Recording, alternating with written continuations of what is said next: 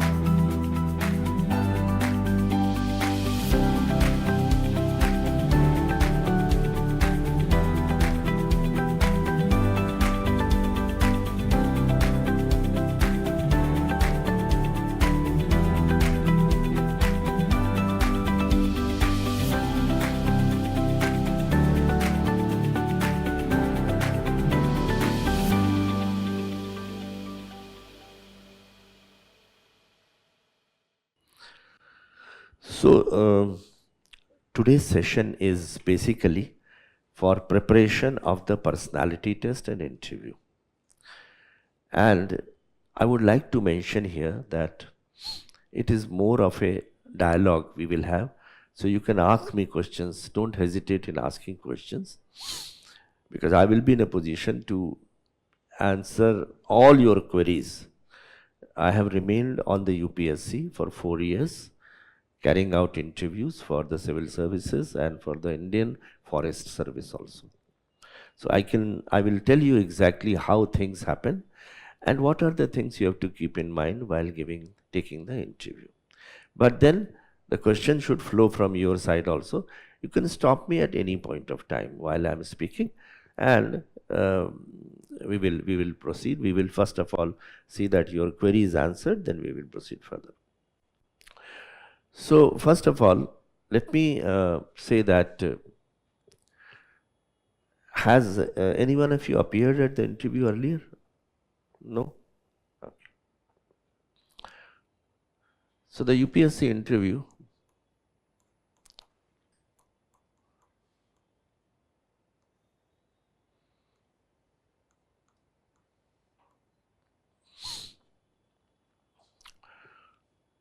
you will get, once you are selected in the mains, you will get an intimation. There will be an admit card which you will get to enter UPSC. UPSC is heavily guarded. There is either CRPF or CISF, and so you will have to bring your original testimonials, original certificates, along with attested, self-attested also, and bring in that admit card along with you. Normally, 6 candidates are interviewed in the first half and 6 in the second half. The number can vary slightly. So, forenoon, 5 to 6 candidates, and afternoon, after lunch, again 5 to 6 candidates. Okay. So when we will be allowed entry into the UPSC, then you will be made to sit in a hall or a room where they will check all your original certificates. So checking of certificates, original certificates, they must be brought. Then the most important thing starts. So you will be made to sit in a waiting room. What I am telling you, sometimes there are variations also, but primarily it remains like this. So you will be waiting in a waiting room. The waiting room will comprise of those 5 and 6 candidates who are to be interviewed in the first half or in the second half. So yeah, there will be 5 to 6 candidates. And there are going to be newspapers, magazines, drinking water,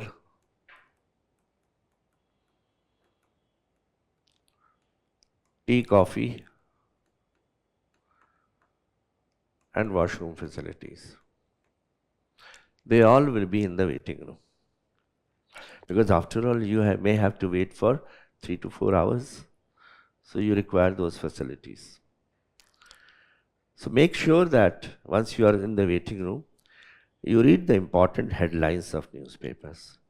You might not have studied them because you might have to start early from your home to read UPSC, might not have got the newspaper. So there in the room, all the newspapers are there. Do go through them. Then, once your turn comes, then there will be another room which is adjoining that. It can be adjoining or 1 or 2 rooms, ahead, this side, that side. The UPSC is generally in a semicircle. This is how the UPSC is there. There are rooms all over. Rooms. This is UPSC. So one of the rooms will be the waiting room, and there will be normally 5, 6 or 7, sometimes even 8 boards running together at the same time. Okay. So in the UPSC, you have a chairman or a chairperson.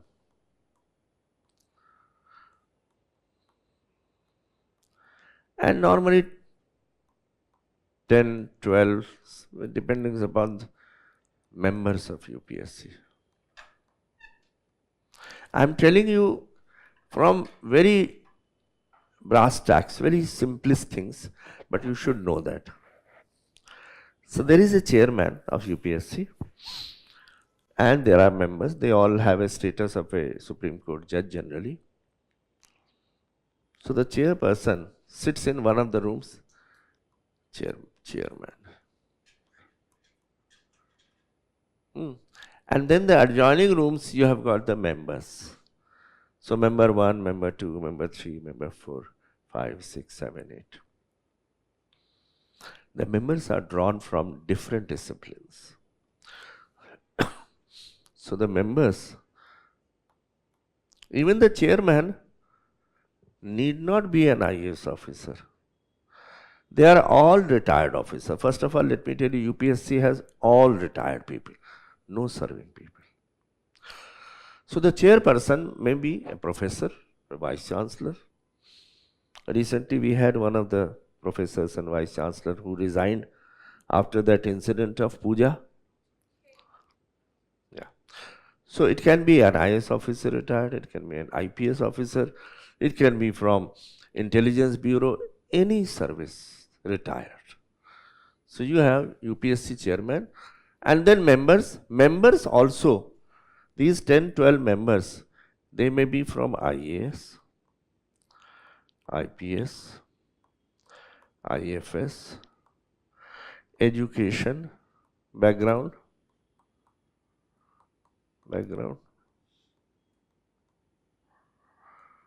even IRS, VCs, anyone. Army officers also are there, defense people are retired, Air Chief Marshal and all those things. Now all these members of UPSC, they are the chairmen of the boards. Do you understand what I am saying? So supposing 8 to 10 boards are running simultaneously, because the number of people who are to be interviewed is about 3,000. And you have to complete, look, how many people appear? 10 to 12 lakhs in the prelims. And then how many in the mains? 14,000. And then interview, about 3,000. Selection, about 1,000. So if 3,000 people are to be interviewed and only 12 people can be interviewed in a day, 12, 13, then you require a number of boards to run simultaneously. So the members, these members of UPSC, they are the chairpersons. The chairperson of UPSC is separate. The others are members. But all those members will be the chairperson of the boards. Now, coming to the board, I told you the waiting room, and then adjoining the waiting room, there will be someone, there will be a room of the member. Member UPSC. So you will be assigned to the different boards. Nobody knows which board you will be assigned to. None of the members UPSC also, none of them knows about it. It is all done by the chairperson. The draw of lots may be a method or whatever method, completely transparent method. Neither the student knows, the candidate knows which board he will or she will get, nor the members know which are the candidates they are going to be assigned to that board. So it is a very transparent method. So you will be assigned to a board. So you will be sitting in that waiting room. Now, when your turn comes, then you will get a message from the peon who is sitting outside the waiting room. So this waiting room, there will be a peon who will say, oh, Mr. Subhash Kumar or Anita ji, please come for the interview. What happens is normally, whenever you are called for interview, your mouth becomes dry, legs start shaking. It is quite natural. But then you have to think in terms of this, that I have reached so far, and here is an opportunity which I can show. Let me use this opportunity to showcase my best performance. So therefore, take it as an opportunity which everyone does not get it. You are getting it. So you make a kind of a self-talk that I am going inside, I will do my best. And that brings down the nervousness also. When before you enter the room of the member where the interview is going to be held, take a glass of water always. It will keep your mouth, wet. Otherwise, sometimes because of anxiety, as I said, mouth becomes dry and you start coughing also. So take a glass of water. And a psychological thing which is normally recommended, take 2-3 long breaths. Lambi saans lijiye before you enter the room. That also brings down the nervousness. In every board, there is almost certainty that there will be one woman member.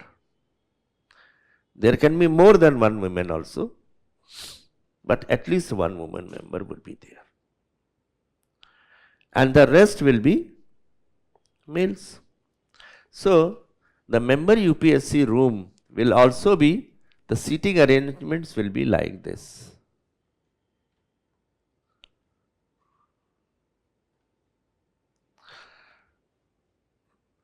Whenever you want me to stop and you want to ask anything, please do ask.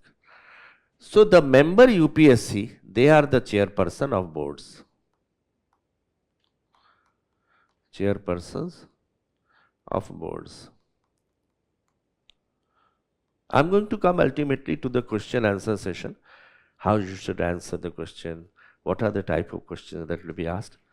We have almost 3 hours today and we will discuss everything threadbare. You will not be left with any query at the end of it. So members of UPSC, he is the chairperson. The member is the member UPSC. He is the chair. He sits in the middle. There are 2 people on the left side and 2 people on the right side. So there are chairs. So one person will be sitting here, one person here, one person here, and one person here. So there will be chairs. And in the middle of this, you will be sitting there, candidate. There will be a door from here. The peon will come and he will usher you inside. Open the door for you and you will go inside. You will find that 5 people are sitting there. The chairperson of that board is a member UPSC. It may be a male, it can be a female also. And then there are 4 other members who are again retired officers. One may be from IAS, one may be from IPS, someone may be from Indian Foreign Service, someone may be a retired vice chancellor of a university. So they are the different disciplines, holding disciplines. Sometime Indian Revenue Service officer also, depends upon. Now you enter the room, as I said, taking a glass of water and taking long breaths.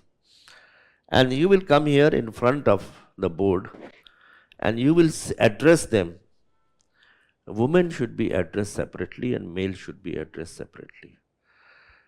The suggestion is you should always address women, ma'am, as first. So you'll say, good morning, ma'am, and good morning, sirs. All other people can be combined together, the males. But woman is to be given the necessary respect which she deserves. So good. If it is in the afternoon session, you will say, good afternoon, ma'am, and good afternoon, sirs. Then the chairperson in that room, who is the member UPSC, he will ask you to sit down on the chair. So you will sit down on this chair. Are you able to see from the distance everything which I am writing? Now, please understand that every candidate will get about 20 minutes only. Only 20 minutes. You have to show your best performance in those 20 minutes. Even an average candidate who might not have performed very well at the interview will also get at least 20 minutes. He will not get 10 minutes or 15 minutes because he or she is not performing well. There is a minimum 20 minutes which normally everyone will get. If it is an outstanding officer, it may go up to 25 or sometimes even 30 minutes. So as I told you, 6 candidates. If 6 candidates are to be interviewed in the forenoon, it may be from 10 to 1 p.m. So there are 3 hours, means 180 minutes. If you divide 180 minutes by 6, it comes to about 30 minutes. But some time is also spent in going and coming. So 30 minutes actually become 20-25 minutes. Clear? So you have to perform your best in those 20-25 minutes. Now when you enter the room and you address them as good morning, sirs, good morning, ma'am, and good morning, sirs, then the chairperson will ask you to sit down, and then he will take out a photograph of yours and he will show it to you. Is it you? Why they do that? Because over a period of time, sometimes the appearance changes, and some people are in the habit of putting a photograph of very young age just to show that I'm very young. So they will put a photograph of that. Some people might not have grown a beard at that time, but now they have grown a beard, so their appearance is different. So the chairman wants to ascertain whether this photograph which has been affixed in your paper, is it you or not? So you will say, yes, sir, I am. He'll keep it then. Fine. All the members here have detailed application form, DAF 1 and DAF 2, which gives details about your entire background. The interview is carried out mostly on that DAF. DAF is filled up by the candidate himself. Only 2-3 days back, I think the last date for DAF was over. So you have to you have to write it and then upload it and carry a printed copy of that also on the time of interview. These are all given in the instructions. UPSC, read the instructions very carefully. So now the DAF will be in front of all the members. The members of the board, the member of the UPSC is the chairman. These 4 members are called advisor. They advise the UPSC regarding the capability of a candidate.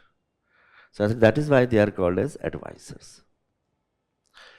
Now, if a candidate is to get 20 minutes on the average, what is the time every advisor gets? There are 5 of them, 4 are advisor, 1 is the member UPSC 5. So he gets about 4 minutes. So every panelist, member of the panel, will get about 4 minutes. The interview can start like this.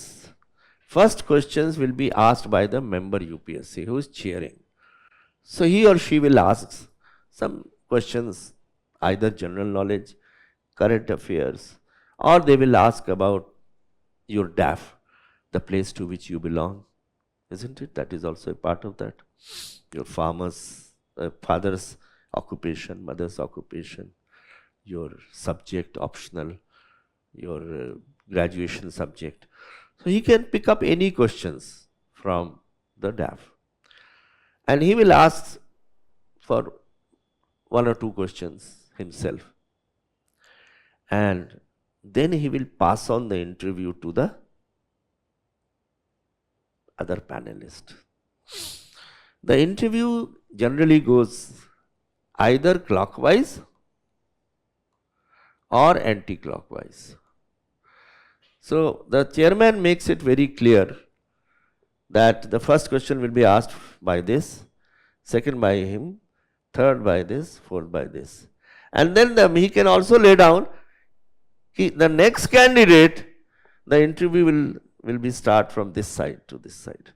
The first questions are asked by the member only. Then it is passed on to the advisors. And advisor either move clockwise or they move anti-clockwise.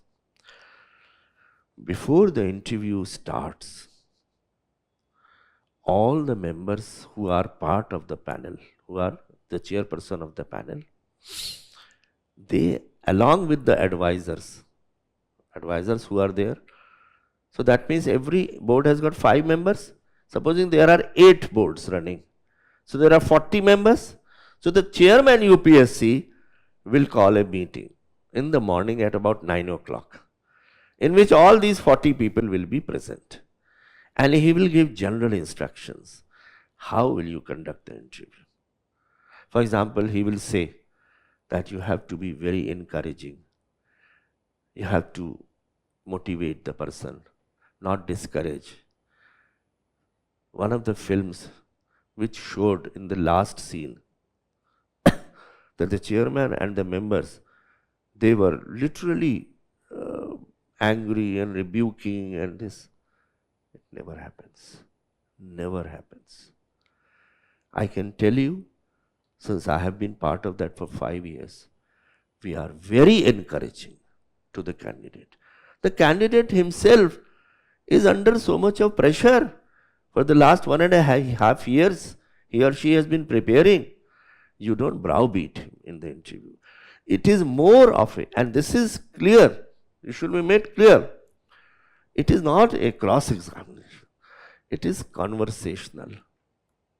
It is conversational. Not cross-examined. So therefore, that film, when it displayed that the chairman was making some remarks and that, nobody will do that. They are very respectable people. They have been part of the service for such a long time. They have the necessary niceties, good manners, courtesies to put the candidate at ease. You know, there is always in front of the candidate, there is a table on which there is a glass of water, pencil or pen and some papers. Why they are kept there? Because if the candidate feels nervous or is feeling thirsty, he can always request the chairperson to take that glass of water. If the candidate finds that he is at a loss of words, he or she is a loss of words, not able to prepare the answer well, so then you can always ask the chairperson, sir, may I take a few seconds? Yeah, sure. May I jot down the points? Sure. So you jot down the points on that piece of paper and then come out with the answer. Imagine if this is the level of motivation, help, encouragement provided, how can you even think of reprimanding them?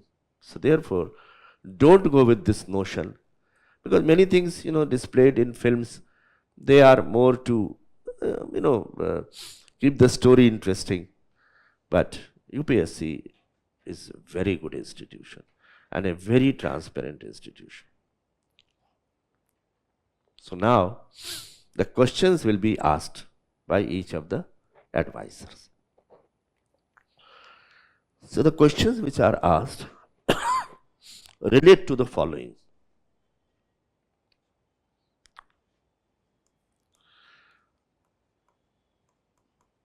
Questions. 1. Your name. Meaning. They can ask about what is the meaning of your name. So you should definitely prepare, understand the meaning of your name. Number 2. What is the significance of that day on which you are getting interviewed? So before going for the interview, Google, because every day has got some significance or the other. You will find at least 6, 7 important significances of that day. So significance of the day.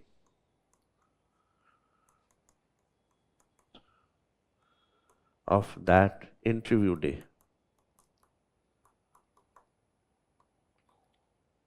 They can also ask you, can you recall some names who also have the same name, very, very prominent person in this world? For example, if it is Sharat, so they will say, is there anyone very famous person by the name of Sharat? So you say Sharat Chandra Chattopadhyay, who was a great author. Similarly, if a girl is or a boy is, writes Sumitra, then can you name some poet by the same name? Sumitra Nandan Pant. Okay. So that your name may be having many other people by the same name. Okay. So these are some of the very elementary questions they will ask.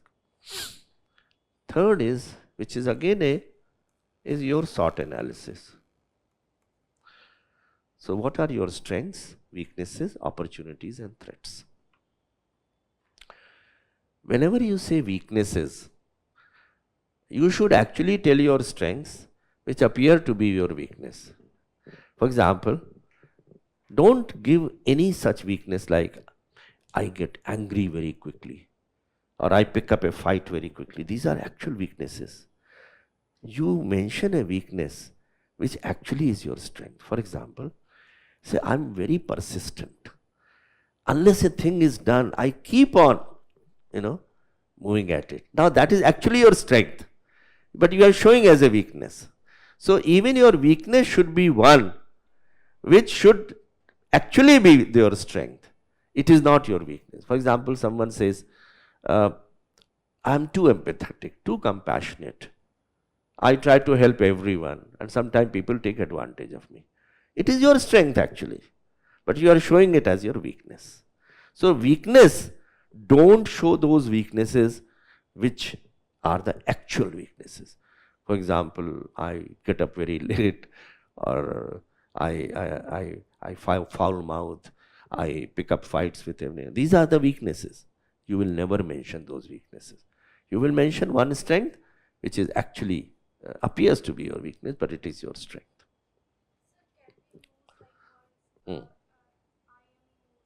Yeah, sure.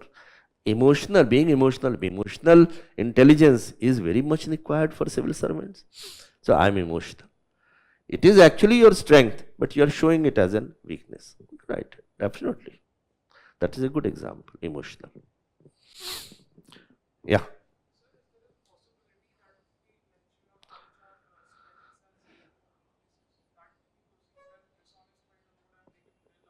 No, they will not. Never. You see, when you will have to choose that weakness, so they are not going to say that from their side which is your weakness, or you have to tell them. So choose a weakness which is actually your strength. They are not going to grill by saying that, oh, that is actually your strength. So you say, sir, I don't have any other weaknesses, but this is the weakness which I have thought that I do possess, helping others, being very compassionate, sympathetic, perseverance. I don't relent, don't sit down till my work is completed, even it becomes 2 o'clock late in the night. Now, you are showing that it is a weakness, but it is actually a strength. They will never grill that. As I said, grilling is out of question. No member is going to grill you. And if someone tries to do that, let me tell you, the chairperson immediately steps in. Supposing someone has been asking very long questions. Now the rule is that you should ask short questions. You should give more time to the candidate rather than displaying your own knowledge. Some people do that. They want to show to the candidate that I possess every knowledge. The chairman will butt in immediately. Will say, quickly complete the question. Okay. Or supposing someone is trying to go beyond the 4 minutes allocated, so the chairman will say, yeah, okay, let's move on to the next one. So moderation is always done by the chairperson on the basis of the general instructions given by the chairman of UPSC. Okay. Now, I have got an entire list of about 200 odd questions with me, which I will pass it on to you through the vision, which will give you a panorama of all kinds of questions which are normally asked. Now, if a member, that is advisor, is given 4 minutes, how many questions do you think an advisor would be able to ask and you answer that? 2 to 3 questions. So 2 to 3 questions will be asked, but try to give answers in such a way that you are able to field 15 questions. It's just a thumb rule. I'm not saying every time it will be 15. But supposing it is 3 questions per person, per advisor. Panelist, I would use the word panelist. There are 5 panelists. 5 into 3 is equal to 15 questions. So one should be able to field 15 questions. I would say that's a very good achievement. Now, out of those 15 questions, if you are not in a position to answer 2-3 questions, don't worry about it. You are not expected to know everything. So if you do not know the answer, be very honest about it. Sir, sorry sir, I do not know the exact answer. If you know part of the answer, say that part of the answer. And you say, sir, I only know this much. Sorry. I only know this much. Nothing more than that.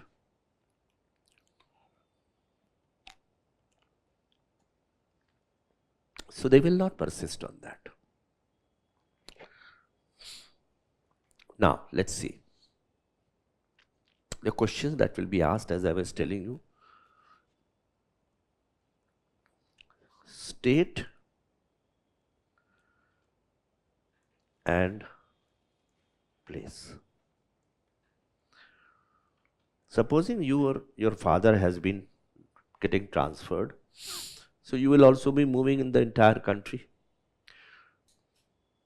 You might have stayed in Calcutta, might have stayed in Visakhapatnam, Lucknow, or anywhere. You are expected to know in detail about all the states where you were either born or you worked or studied. You have to know everything. Now, what are those things? Let us understand.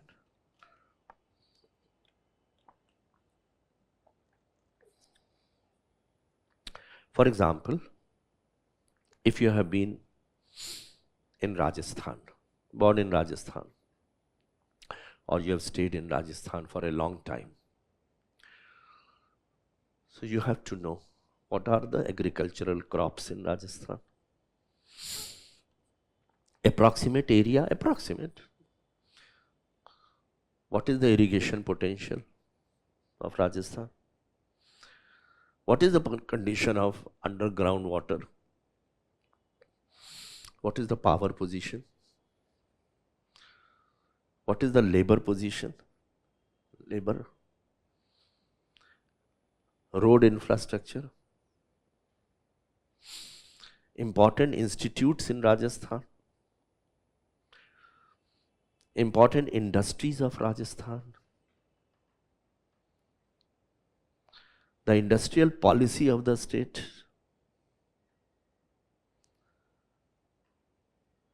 The culture heritage of the state.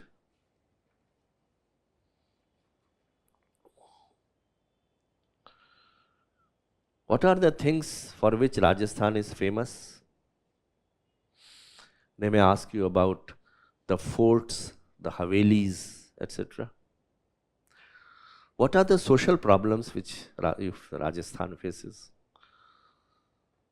So, early marriage, child marriage, education for the women is not that much.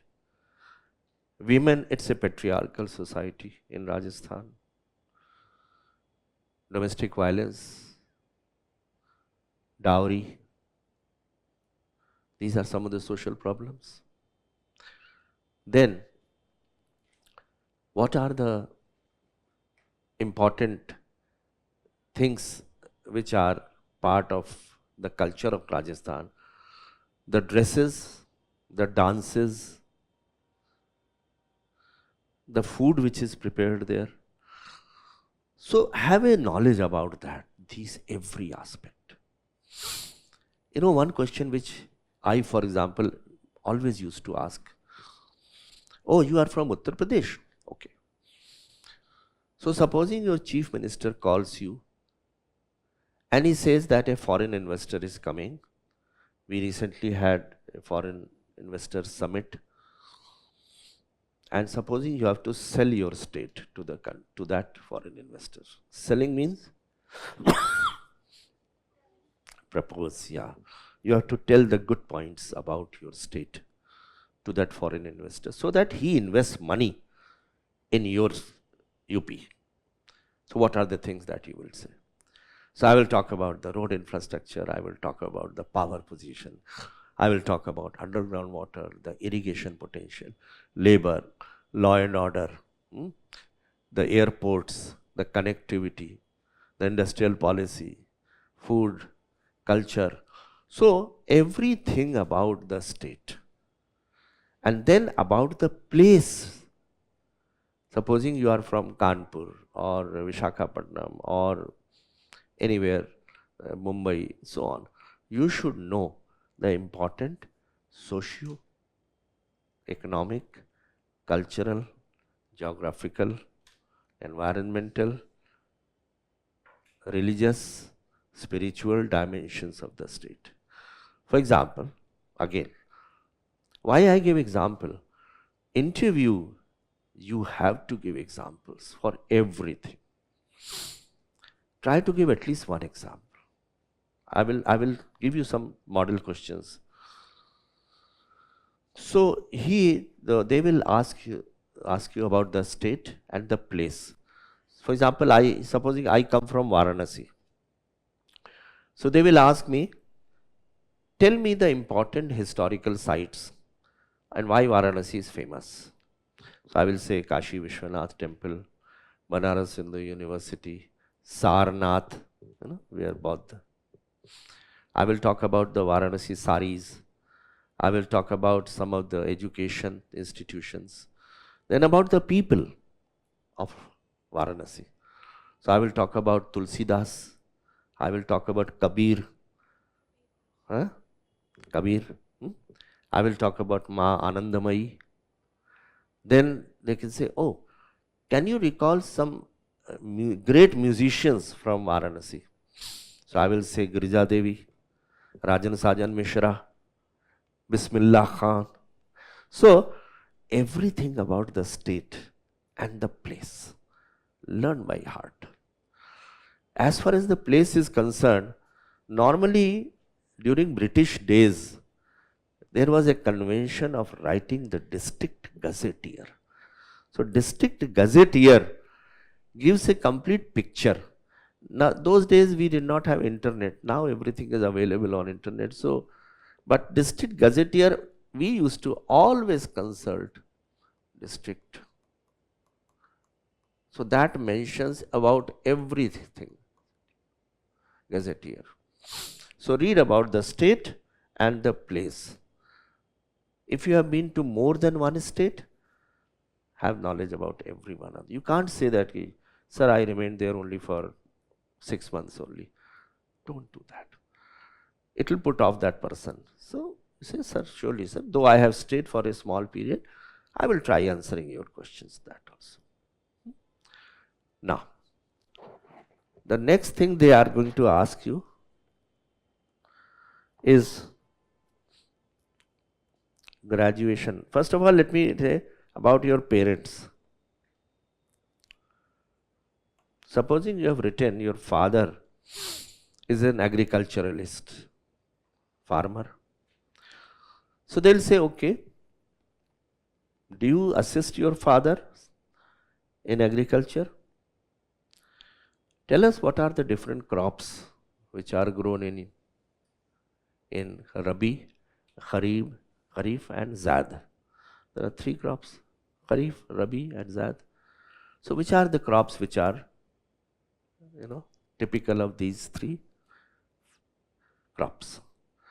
So you have to understand that. Then, what is your opinion about farm laws? Now, from one thing, the other question is coming. So, question will keep on coming, supplementary question. One question will lead to another question. What is your opinion about farm laws? Why did farm laws fail? They had to be taken back.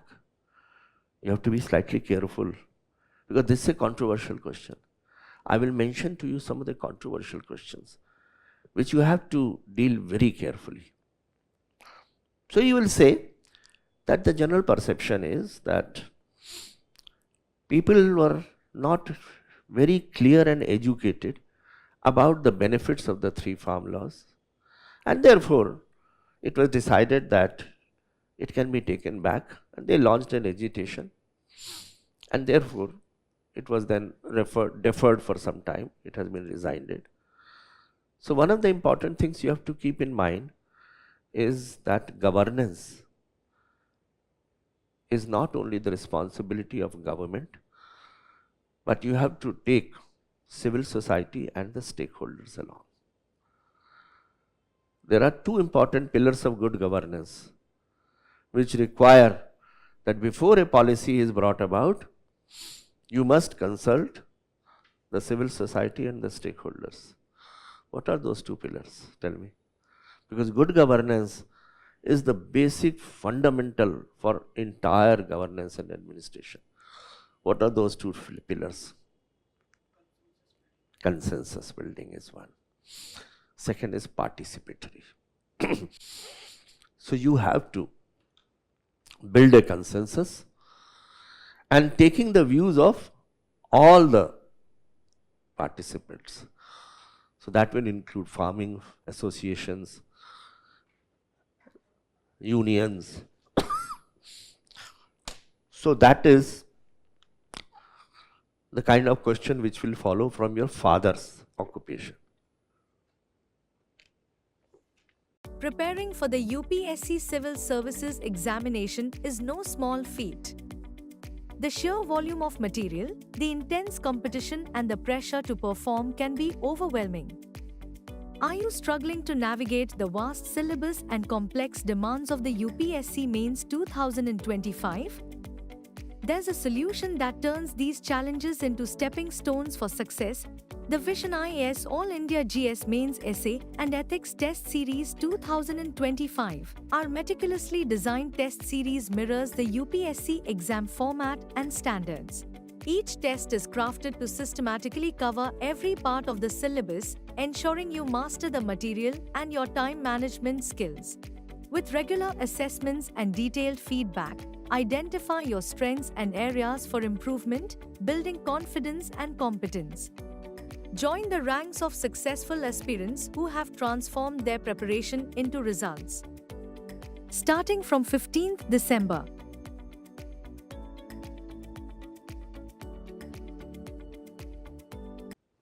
If your mother is a teacher, lecturer, so they'll say, what are the main constituents of the NEP 2020?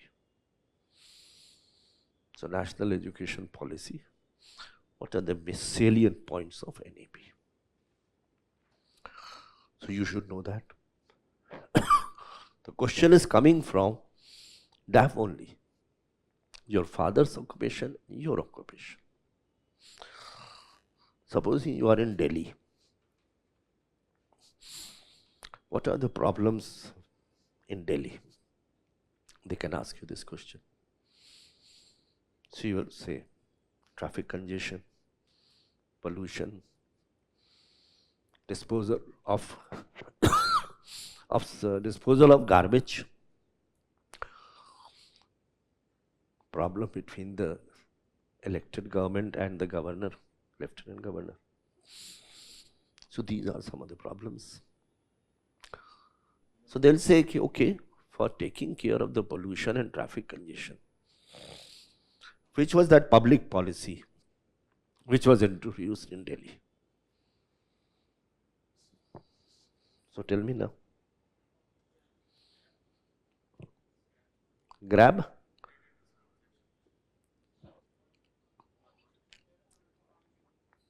Odd income rule? Odd even rule? Commercial? Yeah. But what was the scheme which was adopted then? Odd even? So on odd days, odd number vehicle will ply. Even days, the even number vehicle will ply. Okay?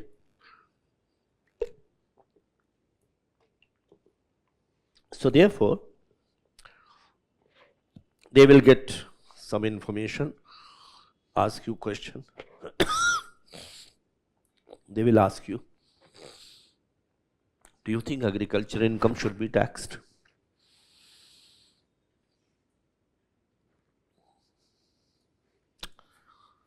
They can also ask you questions that who was the person who brought about green revolution in the country?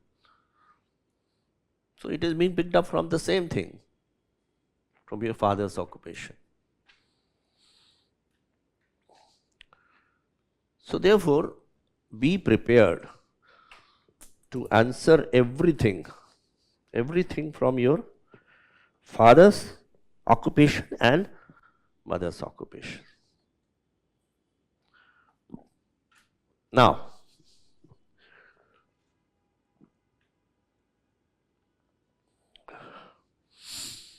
your graduation. The subjects you had taken in your graduation.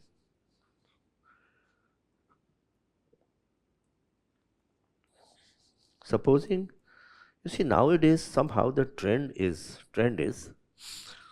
more and more candidates from engineering background, from MBBS, from management background, they are coming into civil services. One reason is CSAT. The engineering candidate gets a certain amount of advantage because of the CSAT. And CSAT, the level keeps on increasing every year. It is no doubt qualifying, and yet it is a dicey portion. In fact, the prelims itself is a dicey. Mains and interview, don't worry about them. Prelims is the most very dicey. So you have to prepare, you have to pick up a speed, you have to do some guesswork also in prelims. How do you do the guesswork? For example, you say that there are 4 options. Try to see whether the option A is tenable or not. No.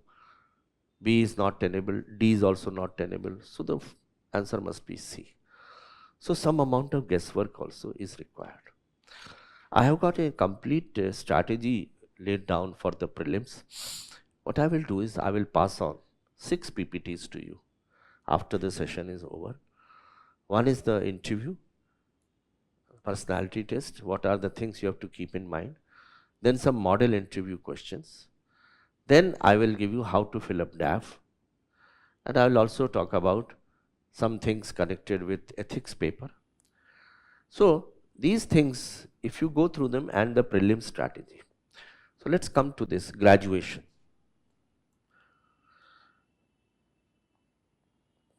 Graduation, they will ask you, why have you not taken those subjects as optional?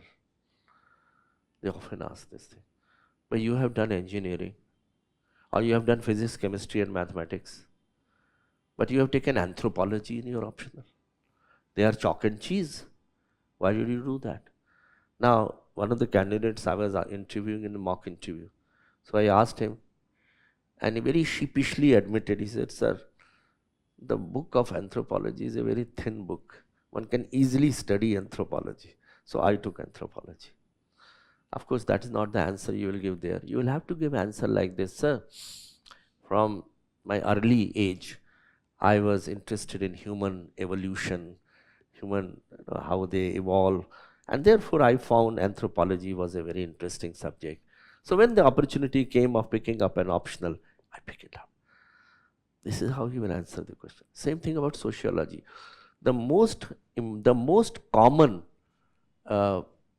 RPSIR, anthro, sociology. There are others also, geography and literature. In literature, in various subjects, I have found that a large number of people take optional as literature. Now in the graduation also, you cannot take this plea.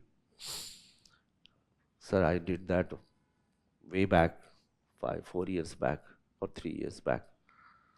So I don't have any knowledge. Don't say that. Firstly, let me tell you, the question they are going to ask are not going to be very, very difficult questions.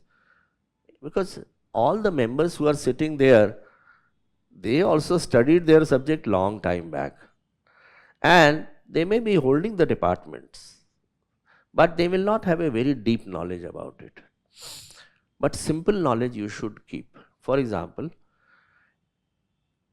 what happens is that we are in a position to learn complex things, but we don't learn the simple things. If a person has taken mathematics as one of the graduation subjects, I will be tempted to ask him, define algebra, define geometry. What do you understand by arithmetic? What is trigonometry? If you are standing beside a tall building and you want to measure the height of that tall building, how will you do that? If you have only one thing available to you, the angle of from the ground to the top of the building, that angle you have. So how will you calculate that? It's a very simple question. How will you do that? Yeah, tangent, so trigonometry. So they will ask this question, why 360 degrees in a circle? Again, there is a reason behind it. 360 degrees, you read that. For those of you who are science holding, or engineering, or even geography, I would recommend to you one book which talks about simple scientific facts. Go through that. It is called Hindu's Book on Scientific Facts. Hindu is a newspaper. They brought about 3 volumes which comprises of all questions relating to chemical engineering, electronics, communication, electrical, geography and chemistry and physics, anything related to science, or even some of the allied things, biology, zoology, biodiversity, everything is given there. The typical questions which are given there. Someone who had taken electronics and communication engineering,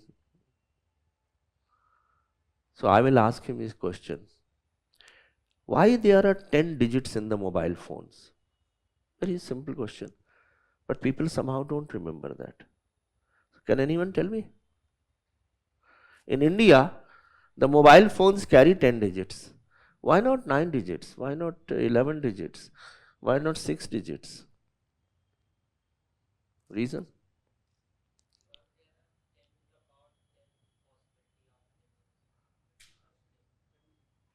Yes. So you link it to, the numbering of a mobile phone is done by National Numbering Plan. National Numbering Plan. The population of India is 140 crores. Supposing everyone holds one mobile phone, you require 140 crores permutations. With a 10 digit, the number of permutation is 10 to the power 10, which is 1000 crore. So 140 crore people, if every one of them hold one mobile phone, you will be able to easily get that number of permutations. In fact, if every one of them, Indian population, gets 7 mobile phones also, even then 10 digits will suffice. But if you go beyond that, then you will have to have 11 digits. So this is the behind. And the question I will ask the civil engineering people, I will say, why manhole covers are round in shape? Anyone from civil engineering here? No? Manhole covers, undergut, sewer, etc. passes. So they are round in shapes. They are not square in shapes. Why not? Huh? Evenly distribute the pressure.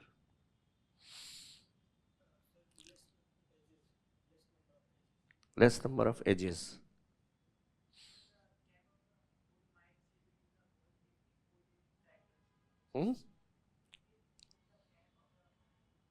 If you put the cap, yeah.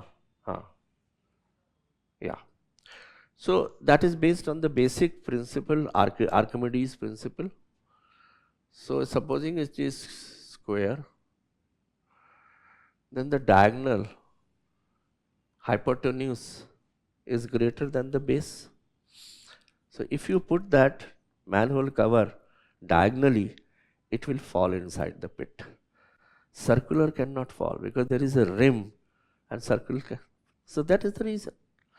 So graduation subject, read everything about graduation. Simple question, not difficult. Simple question is fine. Then comes, yeah.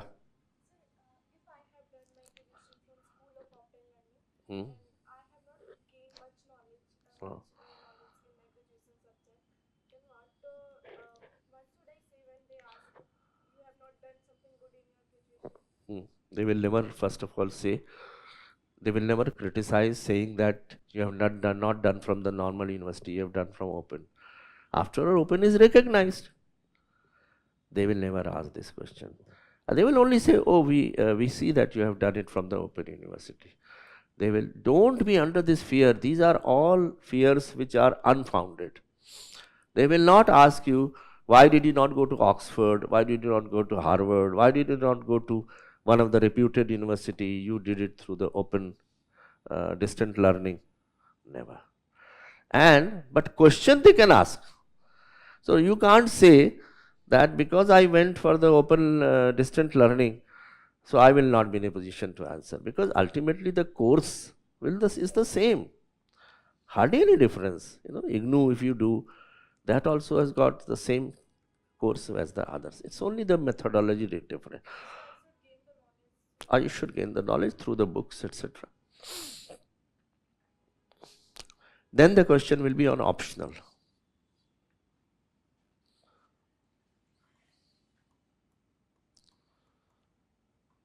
So whatever optional you have taken, anthropology, you have to prepare on anthropology, sociology, and so the optional will be, they can ask this question that you have taken science subjects or engineering subjects but you have taken this as optional. You will have to, as I gave you that example, oh, I was very keen for sociology.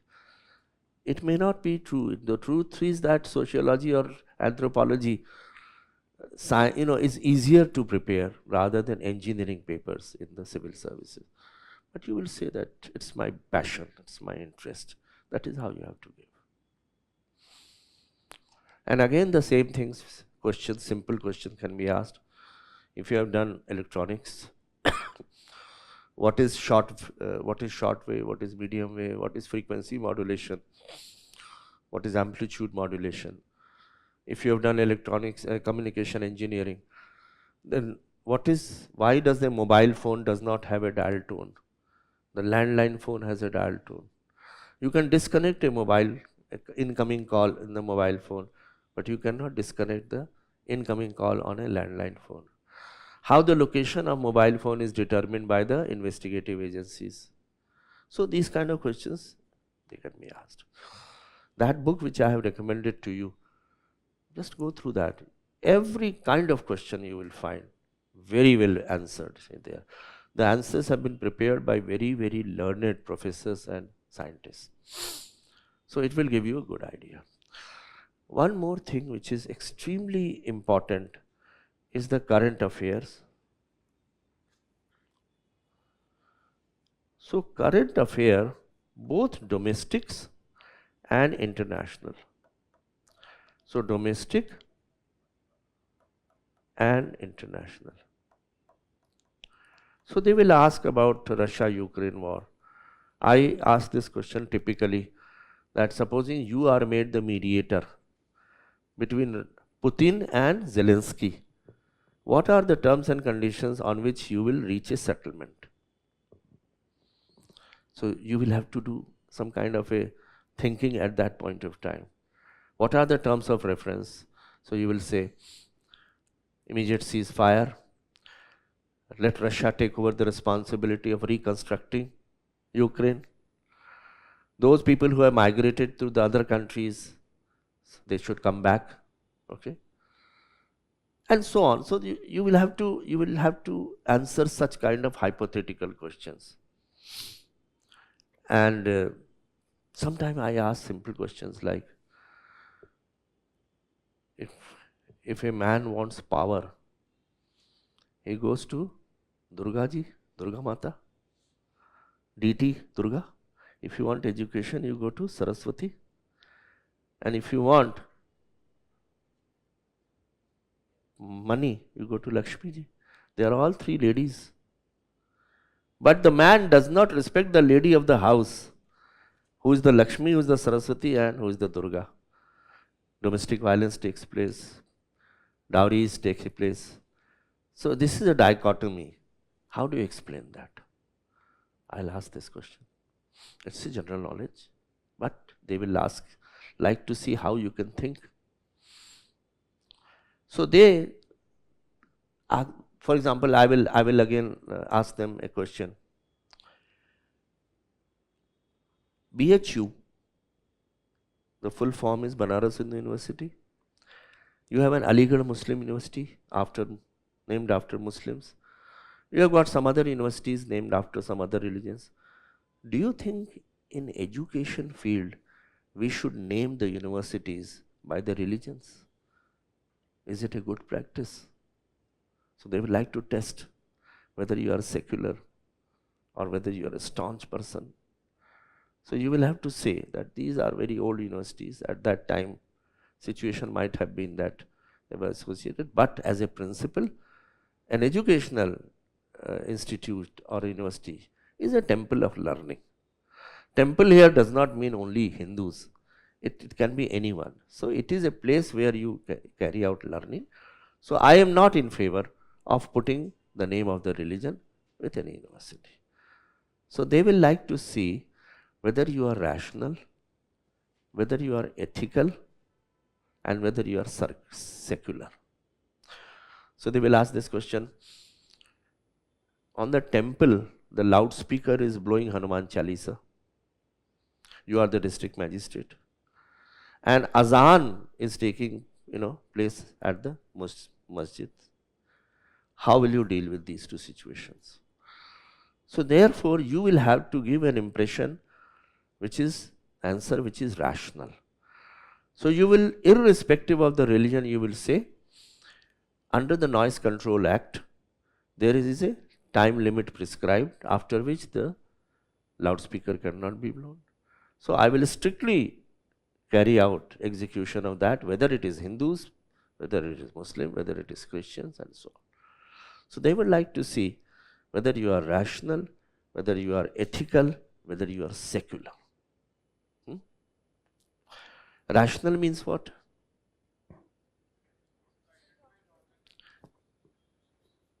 So your answer should be guided by reasoning, facts, figures, evidence. It should not be guided by hunches. It has to be objective reasoning. So when you give an answer, you have to explain why that thing and give an example. Always give an example, at least one example in support of your answers. For example, if I ask, what do you understand by soft power? So tell me, what is soft power?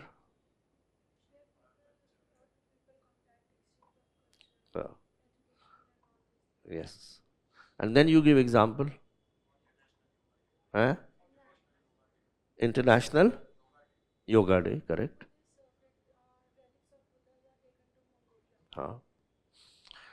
The cultural exchange, Mehndi Hassan and Ghulam Ali coming to India, Lata Mangeshkar and Asha Bhosle going to the Pakistan. Cultural exchange, it's again a soft power. So Buddha and yoga, and all these things. So you have explained the meaning of soft power by giving examples. Examples are absolutely necessary. One more thing you have to keep in mind. When you give an answer, remember, on the average, your reply should not exceed 30 seconds. It's called 30-second rule. Because if you increase more than 30 seconds, then what will happen? You will be able to field much less number of questions. So that is why give an answer only after thinking. So whenever they ask a question, don't be in a hurry to give answer. Think, then come out with the answer. The first line itself, you should be able to give the answer itself. And if there are more than one answers, then the most important part of the answer should come first. Let me give an example. Supposing floods have come in your area. You are the collector, you are the district magistrate. What steps will you take?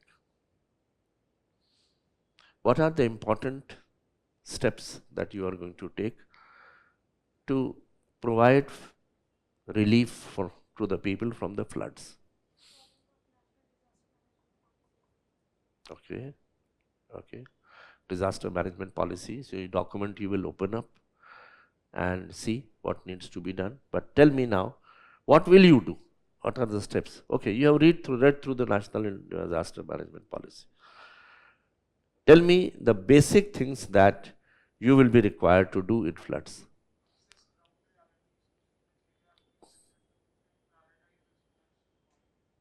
Okay.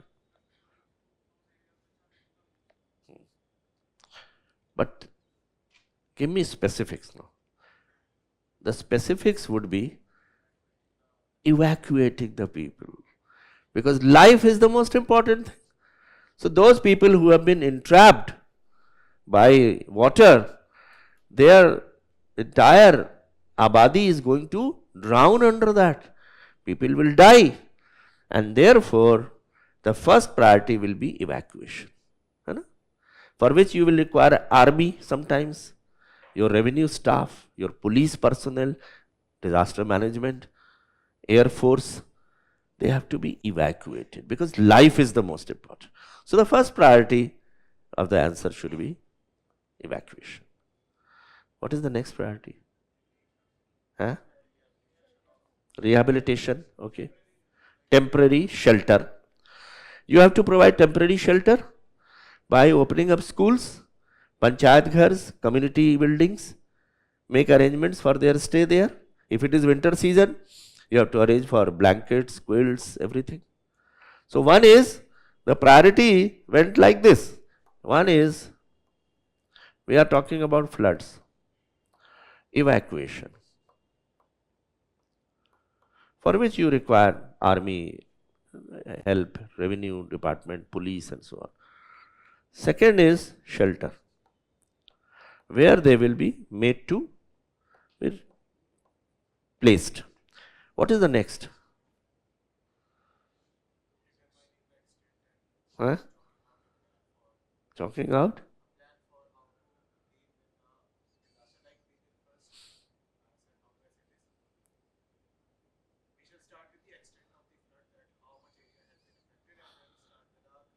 Before that, something more is important. Huh? Food. Food has to be given to the people. So that is the third priority. What is the fourth priority? Critical infrastructure. Okay, all right. That is also important. What about health aspect? Whenever there is a flood, there are bound to be some epidemics, fever, cholera, dengue, So you have to provide them medicines, malaria, So the health. You mentioned about the extent of damage.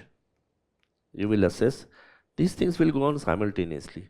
There is one more aspect which you will touch in order of priority.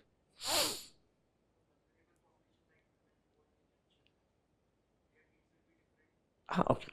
So, yeah. So evacuation, when you evacuate them, you will have to make a plan that women should be given the priority, senior citizens, children.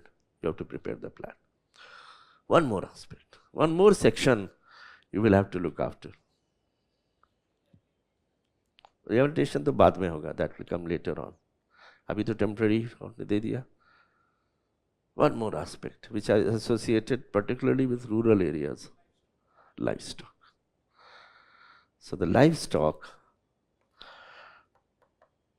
you have to shift the livestock and provide services of a veterinary doctor, so that the cows, because ultimately livestock and agriculture is a way of life for them.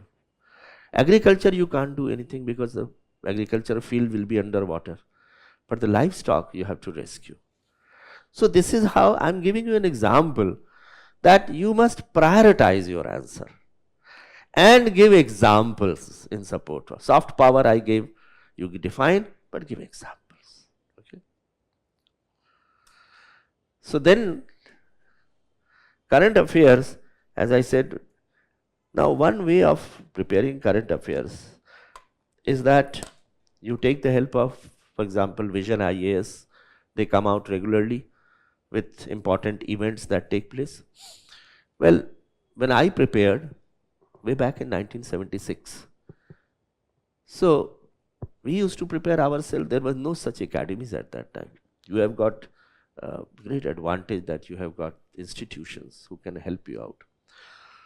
I used to do it this way. I will get 2-3 important newspapers, and I will sit on the floor, open up the newspapers, mark the important news which has come subject-wise. It can be women empowerment, it can be agriculture, it can be defense, it can be any other thing, environment and pollution.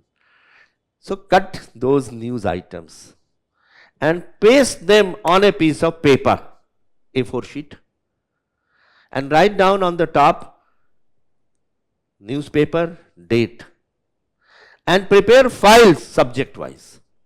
So there can be files, 2 dozen files. I used to purchase flat files and a punching machine. I would paste every day the important news items which have come in the newspaper and subject wise prepare files. That will give me a good lot of confidence also Because anything worthwhile gets reported in the press. And it also helps in your prelims also. So that kind of building up background information is always helpful.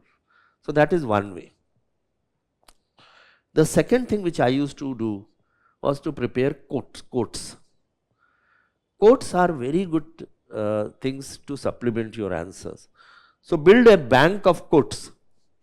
Bank of quotes means Vivekanand, for example, Chanakya or APJ Abdul Kalam.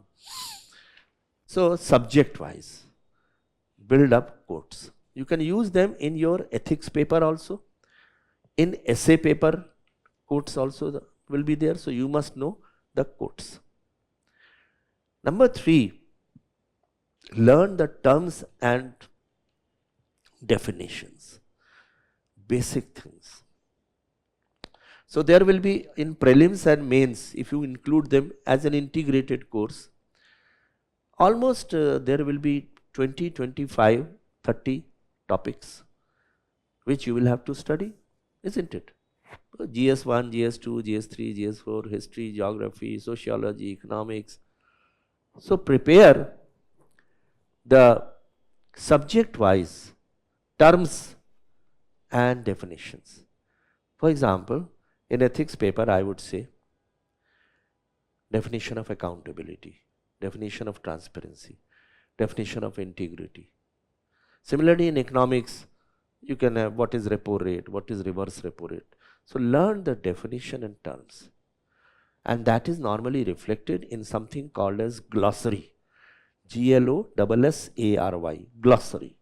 Glossary comprises of the terms and definition. So prepare terms and definition because they will be very helpful to you at the time of personality test also. Like I used to ask, define algebra. What is algebra? We know what is algebra, but we are not in a position to come out with an answer to that. Okay. So the news, current affairs, bankable quotes, terms and definitions. These 3 things you must prepare yourself. The 4th thing which I would like you to suggest. Now don't think that I'm trying to make things very simplistic. Easier said than done. Preparation of civil services is definitely a stupendous task, but it is doable. Don't think it is not doable. Those people who appear and get selected, they are also ordinary mortals. They are not, there is nothing special about them. It's only that they have prepared well. So 1.5 years you have to prepare for the civil services. 1.5 years. Nowadays the number of chances are much more. When I had got into IAS, that was at the age of 23, and the number of chances was just 3. Got through in my first attempt itself, but then I took a precaution. I did not pick up any employment while preparing. So if you are working somewhere, then it is slightly difficult to sail on 2 boats. So first of all, prepare for the examination. If you have to do it for some reason, pick up an employment, if you can get 1 year extraordinary leave from that, it will be a good idea. Like in civil service, if you qualify into audit and account service and you want to prepare for IAS, then you join the organization, audit and accounts, but take 1 year extraordinary leave and then prepare for IAS. But working in the employment and preparing is slightly difficult. I would not suggest to you because you will neither be here nor there. That is the problem. Let me just give you an example. I have 2 daughters. One of them did her MBA and in marketing, and then she got employment in a private general insurance company where she is now vice president, gone up the ladder. She was not very keen for civil services. The younger daughter was also not at all keen for civil service. She had done her Bachelor of Engineering. The younger girl who was doing Bachelor of Engineering from Punjab Engineering College, Chandigarh, she is more of a tomboy actually. She does every activity which a boy does otherwise.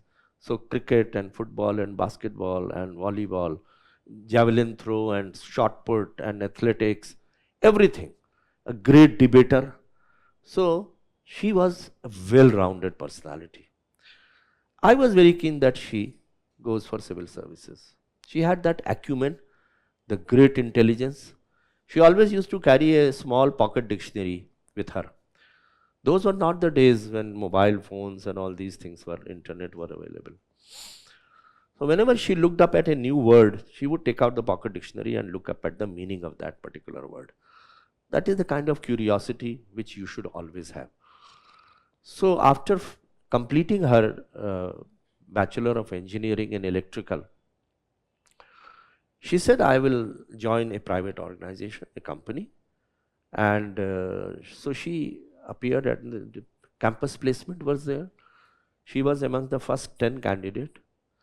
And she went through a battery of interviews of some of the most prestigious companies of Gurgaon. Got through. And she was posted in Gurgaon. The girl who was so chirpy and so much outgoing, suddenly she shifted to Gurgaon, and her mother and my wife, that is, she accompanied her, and both of them were staying in a guest house in Delhi. And every day she will go, get up in the morning at 6 o'clock, travel to Gurgaon, come back at night, 9 o'clock, dead tired, go to sleep immediately, which she never did. She was more of a very outgoing girl. 3 months passed in that private organization. And then she said, Papa, enough is enough. I don't want to continue. I will prepare for the civil services. To which I very positively agreed. But she said, I will not prepare for the civil services while I am working here. It's not possible. I don't have that much of energy. I will not be in a position to pay attention to either of them. So will you be agreeable if I resign? So I said, yes, absolutely no problem. She resigned, came back to Chandigarh, prepared. 1 year she was selected. She is now posted as Additional Commissioner of Income Tax in Delhi.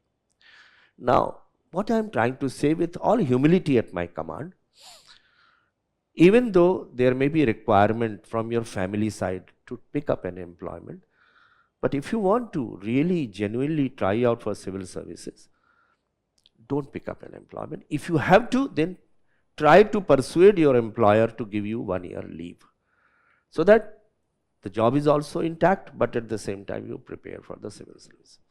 And one more thing which I always recommend is a plan B. And sometimes they ask this question also, do you have a plan B ready? So my suggestion to you will be, all of you, while you appear for the civil services, but also appear at the examinations for various other services, which require similar preparation. So number one would be all PCS examination.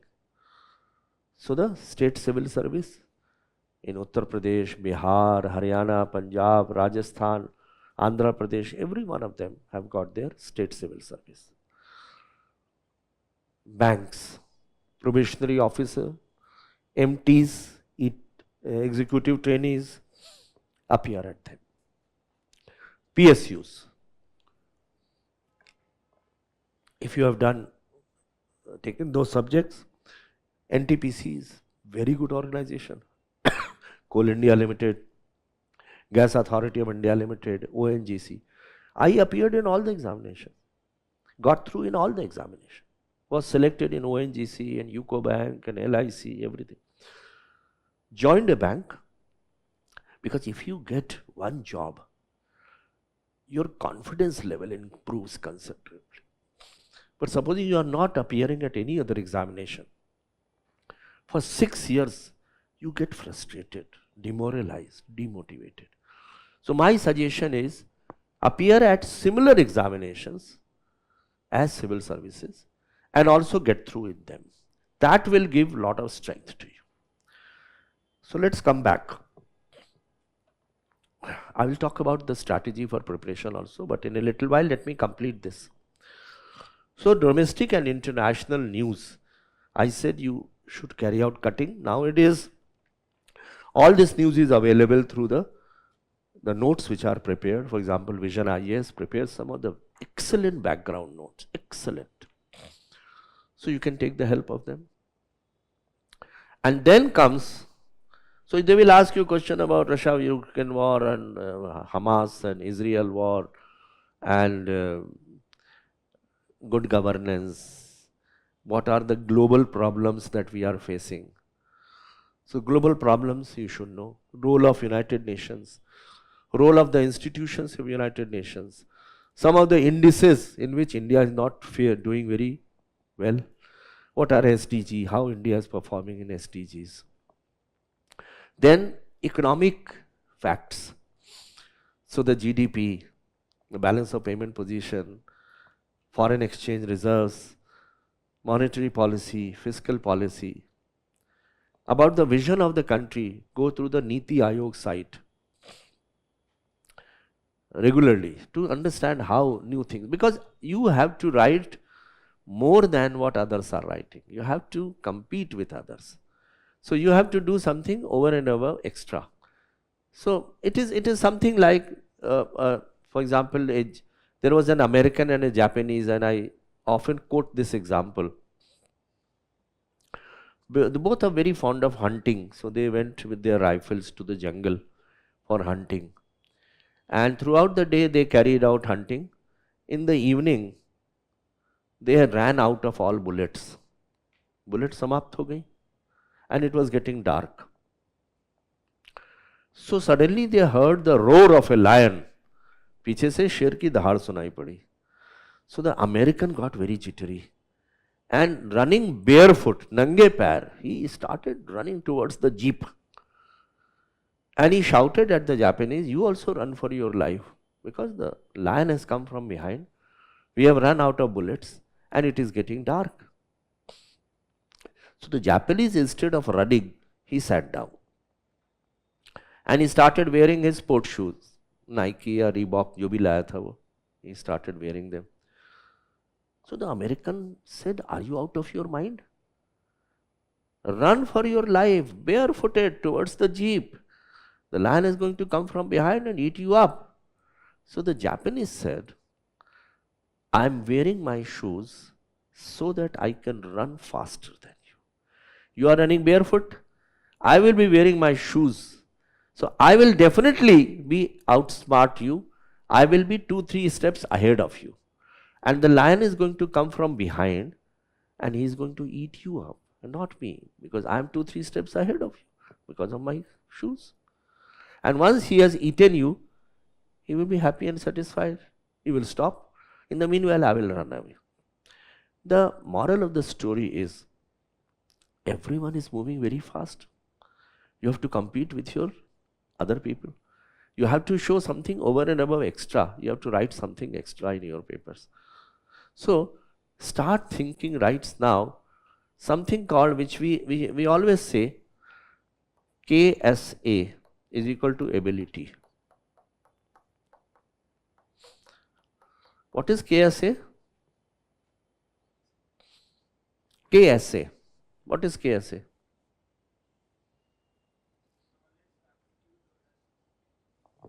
Knowledge is right. S is skills. A is attitudes. So you have to improve your knowledge vis-a-vis others. So for example, you are writing in sociology, optional. Then you must write your answers such a way which are different from others. Something over and above that. How do you do that? Research the Google, research Chat GPT, Gemini, to find out something new which is happening. Not only from the textbooks, but also from what is happening around. And one thing which I would like to say very humbly to all of you, don't read from the books directly. You will never be able to complete because books are very, very thick books. You have to prepare notes. You have to prepare notes. And how do you prepare notes? You select topics which you have to prepare, because the mains and the prelims, they all basically, they concentrate on about 25, 30, 40 topics. So prepare notes. How do you prepare notes? Let me tell you the time when I used to prepare. Things have changed considerably. So I will sit on a bed. Those days we had takhat. Takhat was made up of wood. Takhat. I'll sit on that takhat. I would surround myself from all sides by books. Books which I got from the library, which I purchased. So for example, if it is mathematics, so I will surround my books, all important books written by famous people. And I would do cherry picking. Cherry picking means picking up one thing from this book, picking up another book, third book, fourth book, so that you get the best of knowledge from different books. And writing them with your own pen. If you write the answer with your own pen, it will get imprinted here. You will literally memorize it. So therefore, if you read from a book directly, it is not possible. You will first of all will not be getting additional information. So prepare 3-4 months. You devote only for making notes. How do you prepare notes? I used to purchase registers, this much thick register. And in that register, different topics. I will leave say 20, 30 pages for each topic. And then I bring books. Pick out, for example, accountability, the definition. I find that in this book it is better. Integrity I find in something else. Economics repo rate I find somewhere else. I copied from that book with my own hand on the notes. So after the notes are prepared, leave aside the books. Just keep them to a corner. Only read from the notes. That is how preparation should be done. And practice writing again and again. You have prepared notes with your own hand. Now pick up PYQs. What are the questions which have come? Prepare their answers. And then write those answers again and again with your own pen on rough sheets. This will make you 3 ways stronger. One, you will be able to have a faster speed, because if you keep on writing again and again, your speed is high. And in competitive examination, speed is very essential. Number 2, you will be able to manage in less time. Number 3, you will be able to improve your handwriting. All these things matter. Simple things, but they do matter. So this is how you will prepare notes. I will tell you what are the sources of information from where we will draw. But let me first complete this. So current affairs, domestic and international. One more aspect of DAF on which questions are asked. Tell me. Hobbies. Hobbies and achievements. So while preparing DAF, don't be over enthusiastic in writing too many hobbies. Write 1 or 2 hobbies, that's all. Many people write bundle of hobbies, thinking that it is going to impress the personality, the interview board. Never. In fact, the number of questions, you are more in the danger of asking many questions. So write cricket. Even if you have not played cricket any time, but you have an interest in cricket, write it. But then prepare very well on cricket. For example, if he has mentioned cricket, I will ask this question. What is a Yorker? What is a short run? How the umpire shows the symbol of short run? What is the role of IT in cricket? What are day-night matches? What is a pink ball? In how many ways a batsman can be out? So everything about that hobby you should prepare. and don't write too many hobbies. Similarly, achievements also. People want to show off sometime, that maybe it will help. For example, you have done in NCC, you have done in NSS, you have taken part in debates, declamation, you have been awarded somewhere. Fair enough. But write only that much which you can prepare, because they can ask you any question about NCC or about NSS or about your PhD. Supposing you have prepare a paper, then you must be very thorough with that. Supposing you say, I want to read books.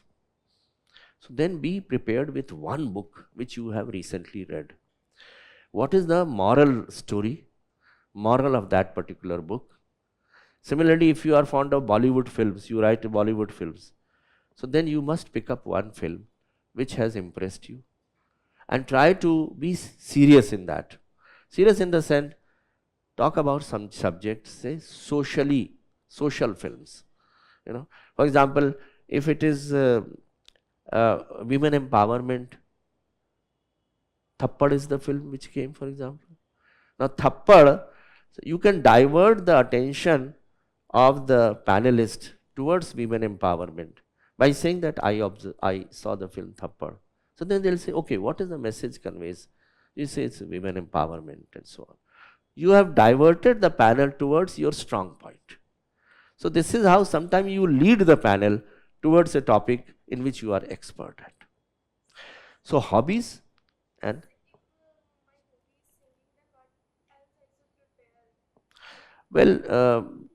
they are not going to ask you to sing there, number one. But they can definitely ask you, are you interested in Bhatkhante style or Vishnu Digambar? That is the two styles. So South vocal music, Carnatic music or North Indian music. Yeah, so first of all, they will ask you whether you sing Bollywood songs or classical music. If you say classical music, then which, North Indian or South Indian? And then they can ask you what are the different ragas.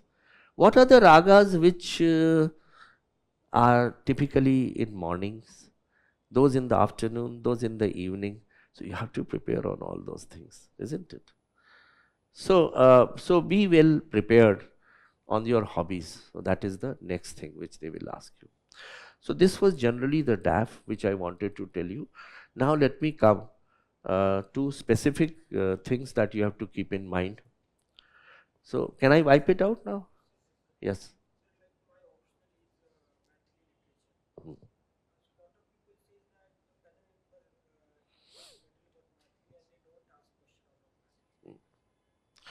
So there can be a situation, in fact, where they don't ask you. So there is a possibility. But what happens is sometimes, and at the end of the interview, the chairperson asks you, well, Mr. Abhishek, your interview is over, but would you like us to ask some question on a topic which we have not asked, which you think you have done very well? Would you like us to ask any question? Then you can say, sir, Mathili literature is a topic on which I will. So they will ask some general questions on that. But this may not happen every time. In fact, I will tell you when to take that. It is a catch. And you have to, you should take that catch only very carefully. So I will let you know while we proceed along. Is it clear so far? Right.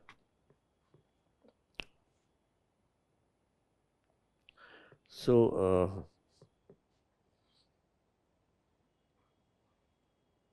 are you ready to excel in the UPSC Personality Test 2024, the final step to achieving your civil services dream? Join Vision IAS Personality Development Program, crafted to prepare you holistically for this crucial stage.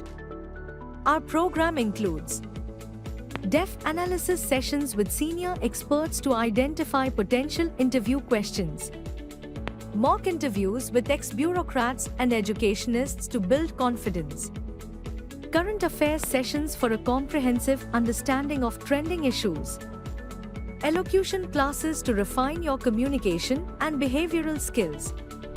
Interactive sessions with toppers and serving officers provide insights and motivation to align your preparation with success. Prepare to stand out with personalized mentorship and performance feedback. Admissions are open for UPSC Mains 2024 qualified students.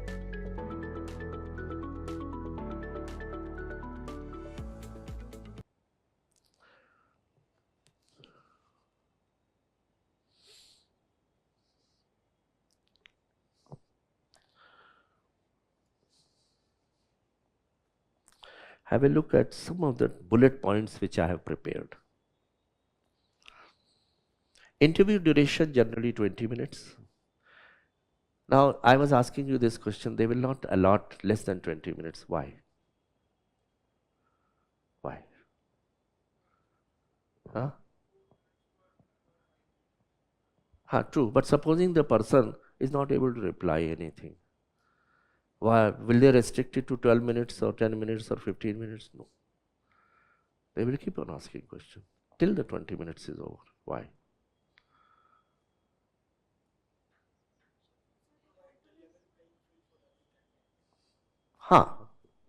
Your answer is almost right. Yeah, you said something.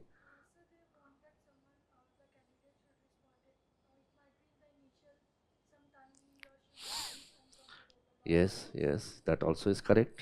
Both of you is correct. One more reason is there. Okay.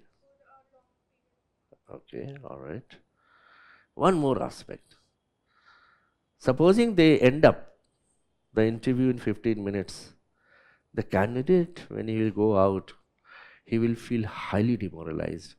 On the ground, he will feel that others have got 20-25 minutes, I have got only 15 minutes. That means our interview must have gone bad. They don't want such a situation to develop. So every one of them should presume that he or she was given the necessary allotted time, 20 minutes. Otherwise, you get highly demoralized. The other got 20-25 minutes, I got in 10 minutes, 15 minutes. So the panel will see to it that you get at least 20 minutes so that you don't feel bad about it. You see, psychological depression, otherwise it will reach to. So they will always give 20 minutes to you. In the case of exceptional candidate who are extremely good, they can go up to 30 minutes. Now you can ask me, you will ask this question, how many marks do you normally get? So the times when I appeared, the maximum number of marks used to be 50%. Maximum. I would rarely, there will be people. And the minimum could be as minimum as single digit marks also. I remember there was an IPS officer in my batch. We are undergoing training at the academy. He perhaps got 5 or 7 marks only in the interview. And yet he was selected. Because he had done his mains so well that he was selected. There was no minimum percentage of interview which was there at that time. Before that, there used to be a minimum percentage of interview also. But fortunately, it's not there. So if you do mains very well, then even if supposing interview doesn't go to that extent, you get selected.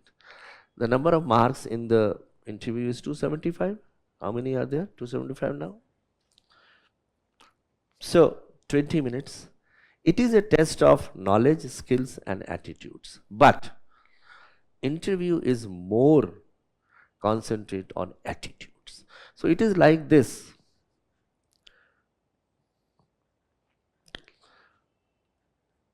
Prelims, mains, interview. Now, prelims is basically knowledge and skills. Mains is mainly again knowledge and to some extent skills. But interview is more of attitudes and some skills also.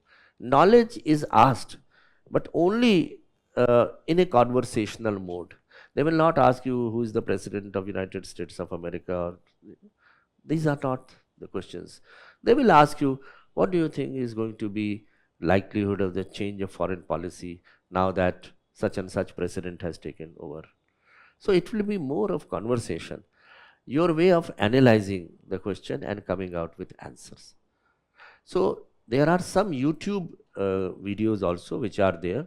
Shekhar Gupta, for example, he brings about very good YouTube videos. You can look at that. There must be others also. But don't go by fly-by-night operators. And books also, be very careful. Now, I see every other person is writing a book. Now, what they do, they just cut and paste. And sometimes they are not even aware about what is the meaning of that.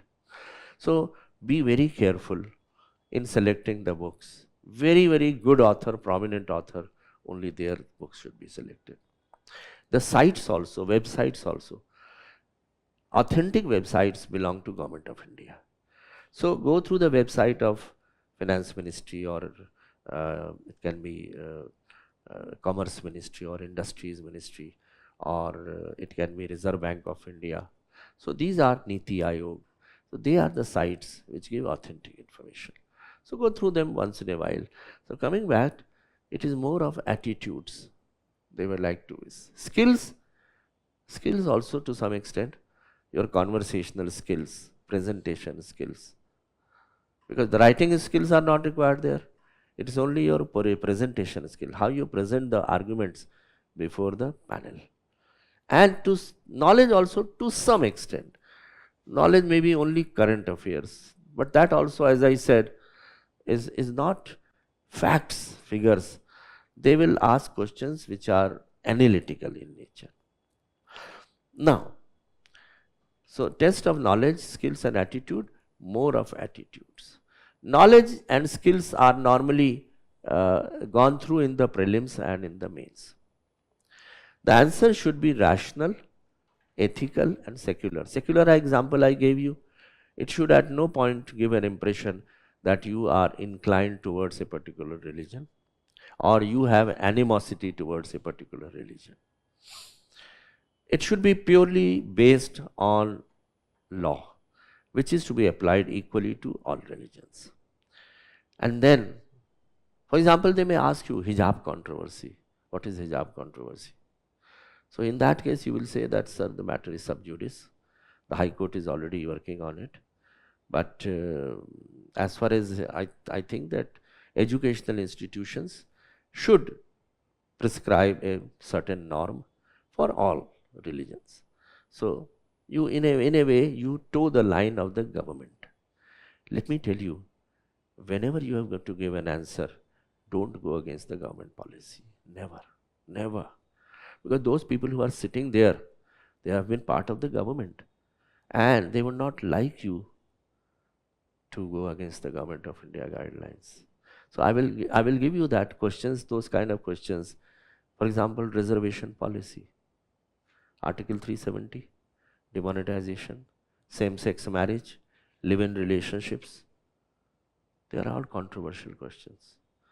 There you have to be very, very circumspect while giving the answers. You will give a balanced view. You will give both pros and cons. If there are more than one school of thought, you will say, sir, there is two different schools of thought. One says this, and another says this.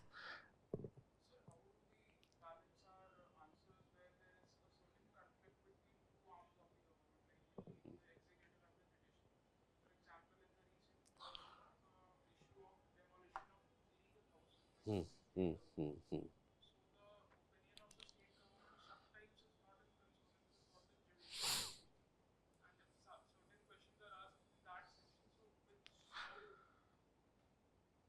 So in that, how do we balance our answer?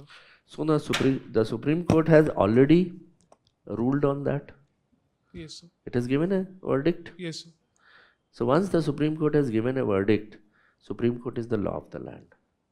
Okay. So you say that this point was argued before the Supreme Court. The state government also extended its argument. But Supreme Court, after hearing both the sides, came to this conclusion that the houses cannot be raised just because someone is has got a criminal background or otherwise. So that point stands established. Nobody will ask you question after that. Once you mention that in the Supreme Court, this has been this.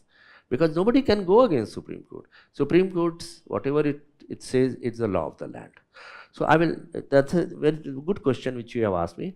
I will give you answers just now regarding how to give answers to such questions. Rational, whatever you give, it should be based on facts, figures, evidence.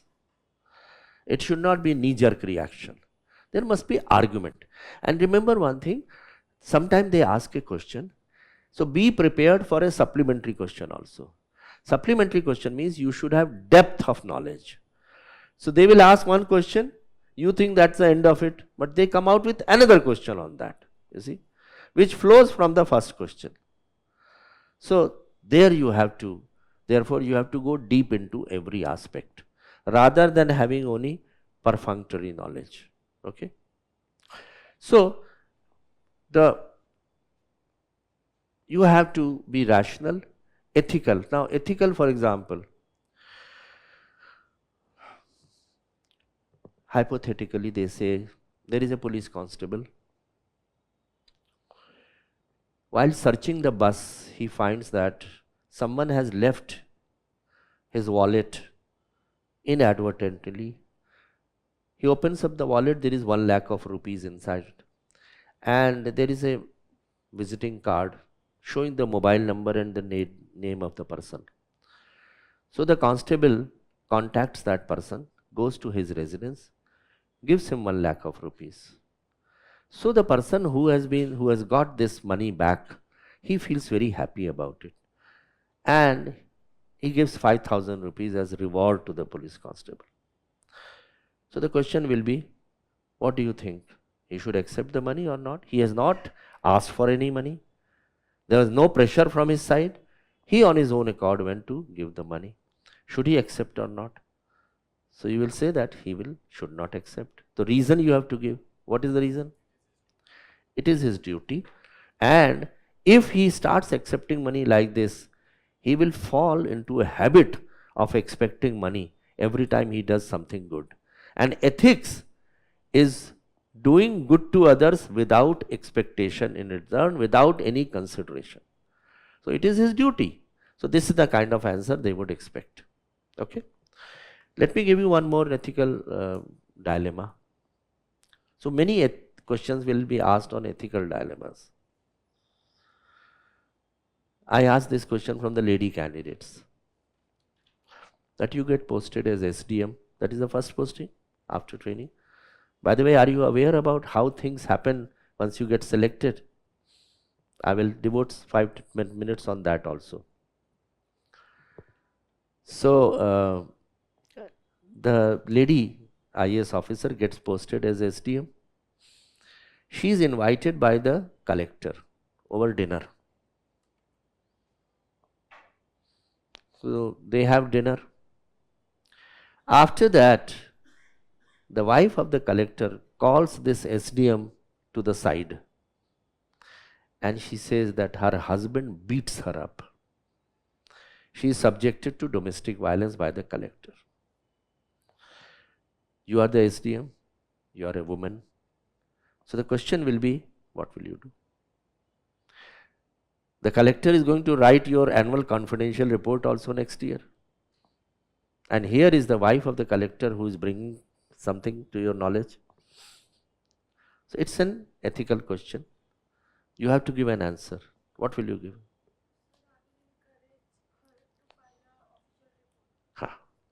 Okay.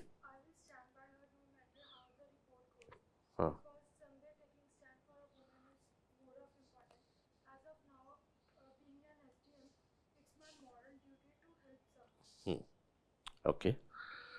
Will you not like to listen to the other side also? You will accept her whatever she has said at face value? So your answer is correct. So first of all, you will ask for a complaint in writing. Because supposing बाकी husband wife बाद में उनका rapprochement हो जाता है, you will become the culprit. So you have to have something in writing. You said, ma'am, I would like a complaint in writing. Then you take that complaint and go to your collector and you say, sir, your wife has a complaint against you. So would you like to give your version? Maybe he has some story to say. Maybe he feels that he has not been doing it, but his wife is attributing motives. After hearing him, then you will forward that. If you are convinced that yes, he does that, then without fear or favor, you will forward that to the nearest police station who is having charge, and that police station will then take over from there. So this is how you will give a reply. Another example, which I am very fond of asking. You are the SDM. The collector calls you one day in his office. In his office, a lady is sitting. That lady, the collector introduces that lady to you. She is the wife of the collector of an adjoining district. So there is an adjoining district. So the wife of that district collector has come to this district for doing some purchasing. So your collector says she is not aware about the geography and reasonable shops. Just accompany her to get the purchasing done. You go to help her out. Throughout the day she does the purchasing. In the evening, after the purchasing is over, she goes back to her district without making payment for the things which she has purchased. Next day, the shopkeepers come to you. Sir, payment has not been made. And since you were there along with her, naturally we were under the impression that you will take care about it. Now you are in a dilemma what to do. So you go to meet your collector and you say, sir, that madam had come, she had done a lot of purchasing, so many thousands of rupees, but the payment has not been made. So he'll say, I am not responsible. You should have told her. It is your duty. When did I say that you should get the things purchased without making payment? Now you are again in a fix, what to do? So then I will ask the candidate, what will you do? How will you handle this situation? So tell me, how will you handle the situation? Hmm. Hmm.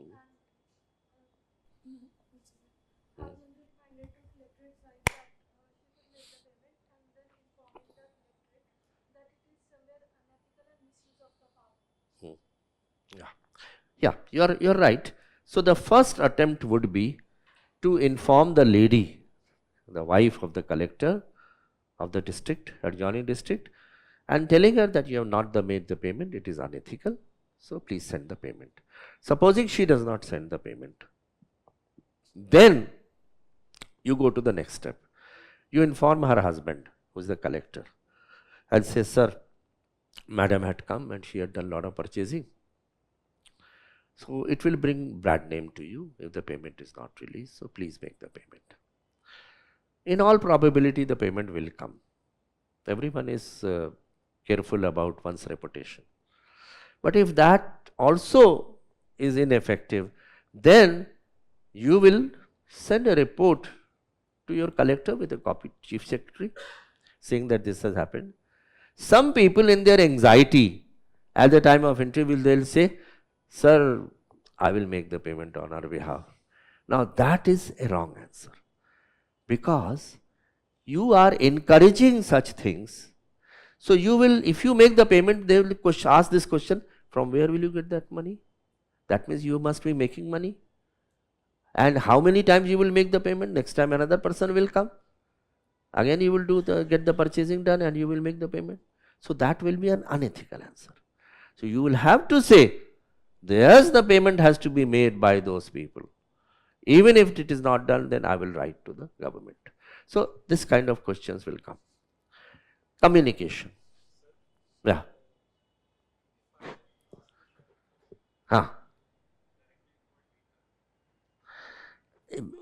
It is not correct, because the shopkeepers recognize you. You had accompanied the lady, and therefore they are going to come to you only. They will not go to the lady. They will expect that you are the local hakim and you had accompanied the lady. So naturally you are in a way standing surety for that lady for making payment. So it will not be a good idea, because it will show lack of responsibility by that officer, because that officer accompanied the lady. And next day the shopkeeper will come to you. They will not go to the adjoining district. You don't agree?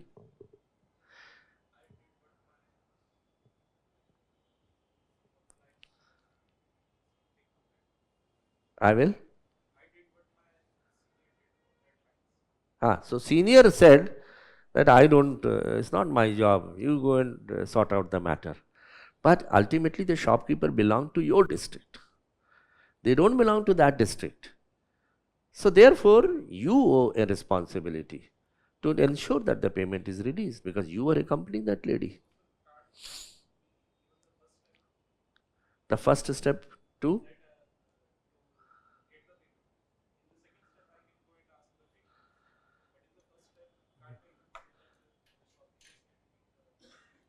lady.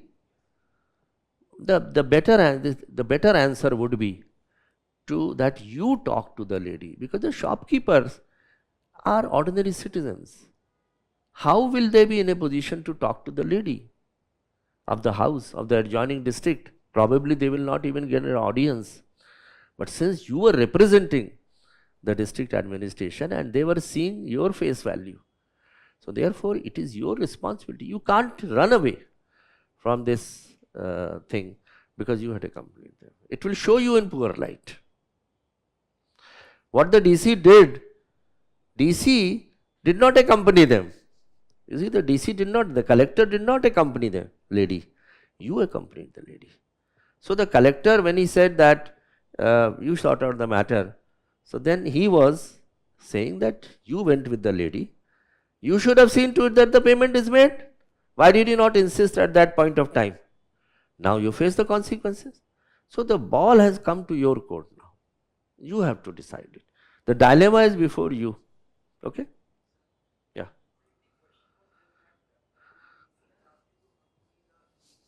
I say yes or not? Because You should say yes. I will accompany the lady. Because respect for anyone, particularly a lady who happens to be the wife of a senior, all you are taking her is to ensure that she gets in a reasonable price. She's not, people don't sell it at a price which is unreasonable. And secondly, to tell her which are the main shops where you can do the purchasing. There's nothing wrong. You will not say, no, I will not go. Because these are elementary courtesies and niceties which you are expected to perform. So they won't judge us that you are not doing your official work and it's like... No. You see that my collector has said that, and therefore it is my duty to accompany a lady and the wife of a colleague of ours to go to the market. Okay, communication, eye contact. If you are asking me the question, I must have eye contact with you. But at the same time, you should scan the entire board. So, example, you have asked the question.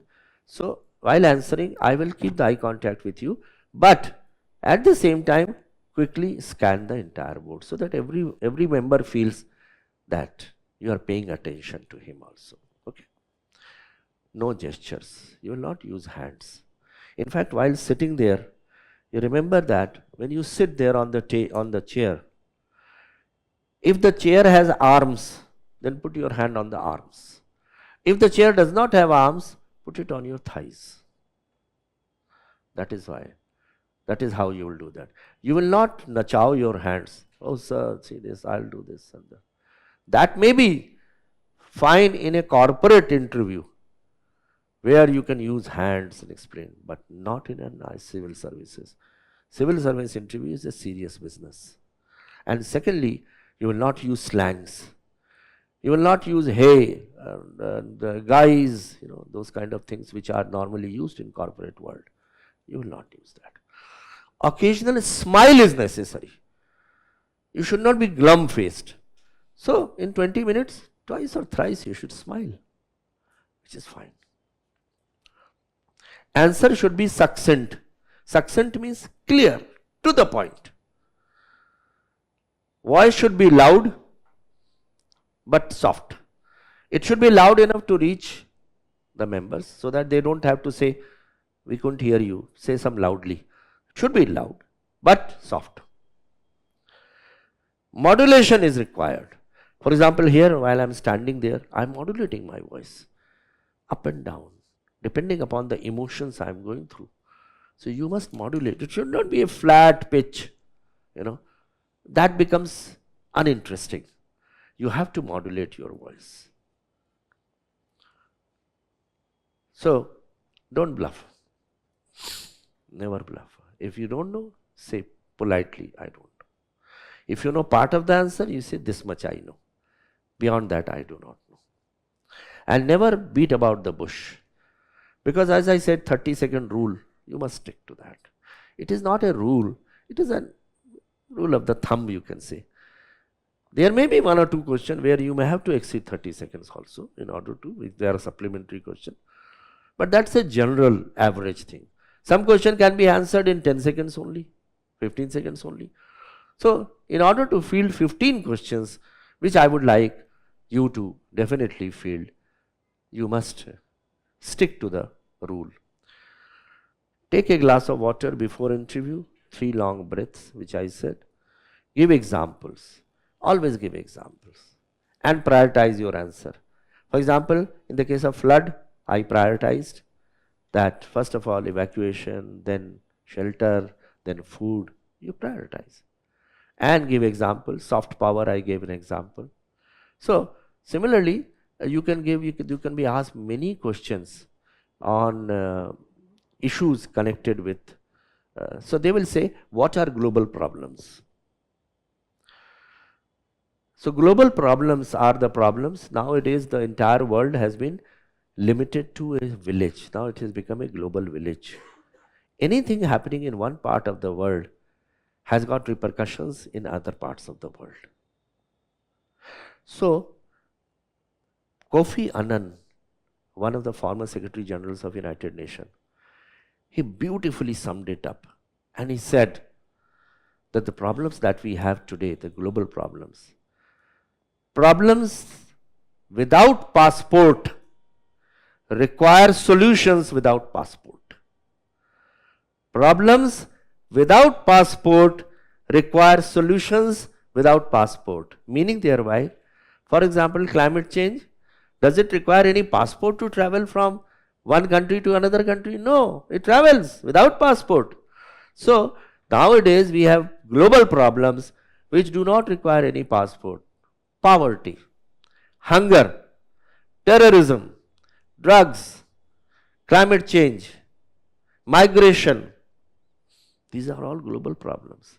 They don't require passports. And therefore, these must be tackled by application of mind of all the people. So they require solutions without passports.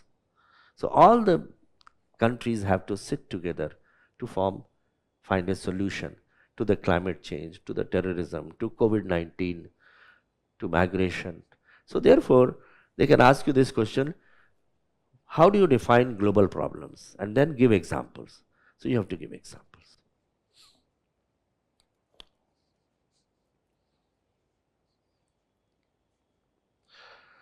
Prepare general knowledge, particularly current affairs. So prepare a bank of news items, as I told you, if you can. If you feel that it is taking too much of labor, you can rely on the monthly, the papers which are the news items which are given by the Vision IAS. They also come out every month with important items. But everything that you practice yourself, everything gets recorded here. That is why I said, pick up the habit of reading newspapers. And newspapers, I would now like to tell that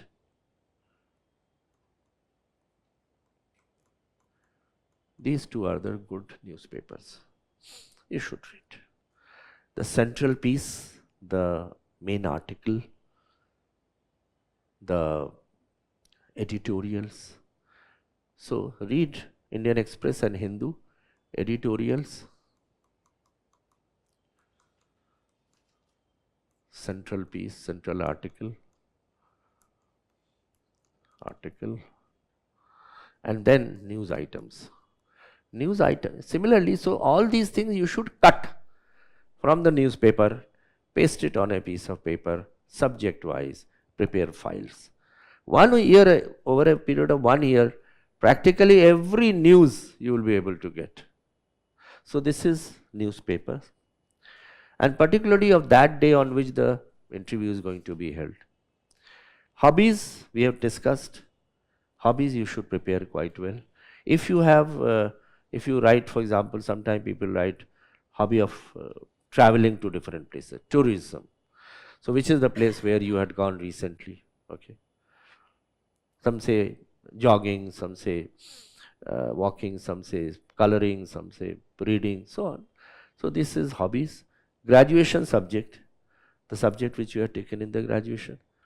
Places of residence and state. Then companies where you had worked earlier. If you had worked in Tata's or say in a government department, DRDO or ISRO, then every detail about that company, the turnover, the profits, number of employees, all these things you should know. If you know part of the answer, give that part of the answer. In case of controversial topic, you remember I was telling you, give a balanced answer, giving both pros and cons. So, example is reservation policy, reservation for women also, corruption, love jihad, hijab, demonetization, same-sex marriage, surgical strikes, Article 370, citizenship register, and so on. There are so many topics which can be controversial. So whenever there is a topic, always give pros and cons. Always. If there are two schools of thought, these are the two schools of thought. But supposing they say, what's your view? You tell us your view. Then, if there is a court order,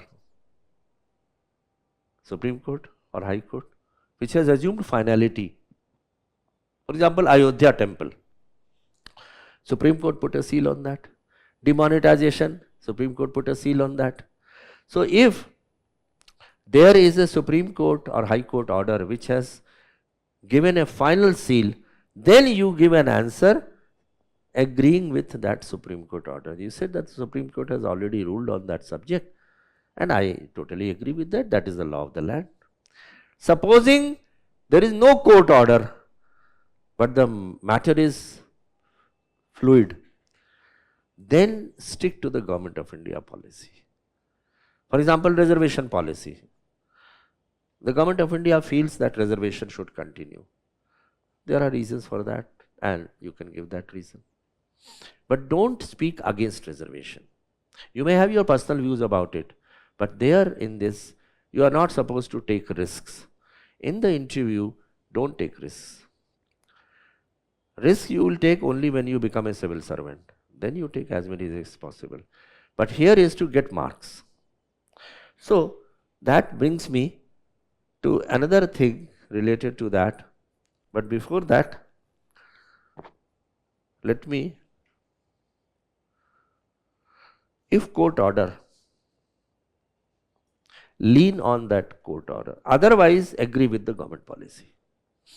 That is your view. Whatever Government of India says, that policy, you agree to that. Reservation policy, citizenship register, Article 370 has got its seal through the Supreme Court. Seal says Supreme Court has already settled. So,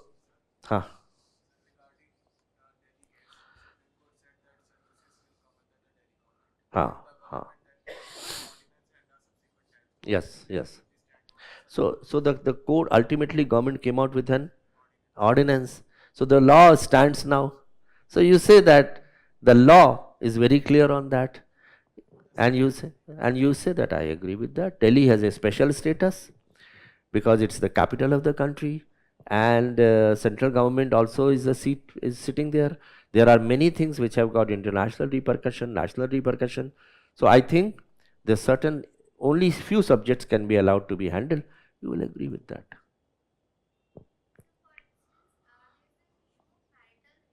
Yes. In that case, the government agrees that Yes. it is not illegal. Ah. So, what should we do in that case? There is no court order till now. Na? The government feels it is not illegal. Hai na? So you say, now that's again a very interesting question which sometime they ask. Even same-sex marriage also, government had a different view and Supreme Court prima facie had a different view. Now here the answer is a tricky answer. What will you say? Now there are no neat answer, but I would have said this way. For example, marital rape or same-sex marriage. These are topics which have got legal, social, economic dimensions, religious dimensions. And therefore, these need to be deliberated upon through the civil society. So it will be a good idea that the government constitutes a panel. Recently about one nation, one election, they have referred the matter to a panel. So you say that it should be debated at length, covering all aspects, legal, social, economic, and then only we should implement that. Because otherwise if we do it in a hurry, so here you are not taking anyone's sides. You are simply saying it's a very important topic, but it needs to be deliberated by the intelligentsia, by the civil society, by the stakeholder, prominent people, which includes the government also. Then only a consensus should emerge, and you can refer it to that the good governance requires two things important: consensus building, participatory. So this issue can be said. I would answer like that. Same thing about same-sex marriage also. Same-sex marriage, there are many legal repercussions.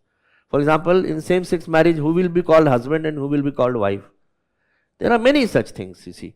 So you say that such matters of importance which have many dimensions, they require deliberations in the civil society. Okay? Yeah. Yeah. Hmm.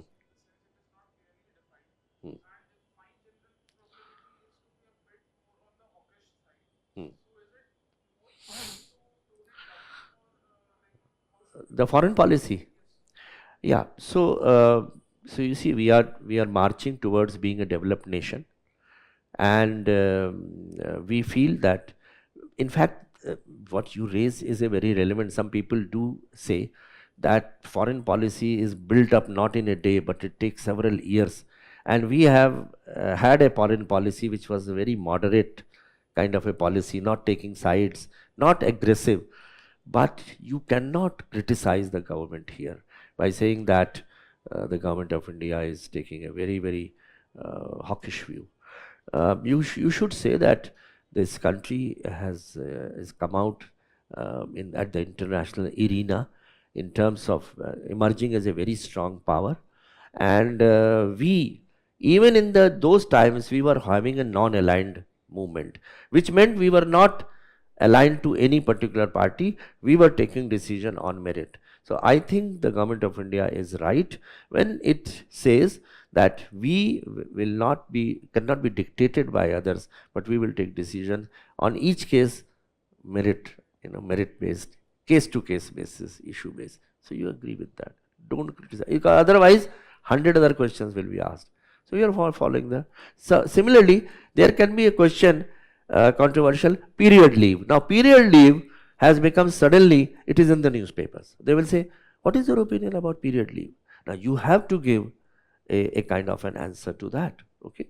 So some people will say in favor, some people will say against it. So all these controversial questions, you must balance the answers. Okay. So if you balance the answer, then the examiner, the panel will have a good idea that yes, this person can think rationally. He can think of pros and cons. He or she can think of demerits and demerits. That is what they want to look for. That whenever you will become the civil servant, you should be in a position to take decision objectively, rationally. So that is possible only. Even the case studies to GS4 paper, the case studies, you have to give out options and you have to discuss merits and demerits of each option. So this is how you will do that. So you will support the India's foreign policy in this. Okay, you will not go against it. Yes.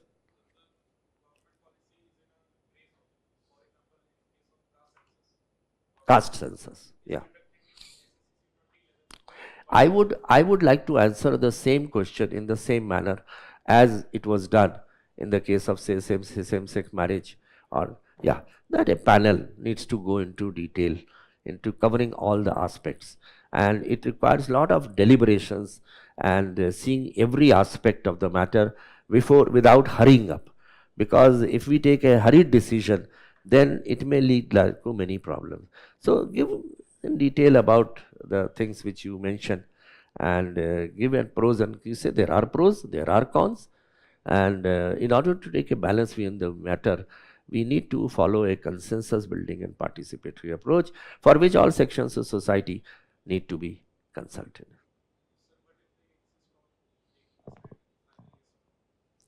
About so first of all, tell me what view will you take?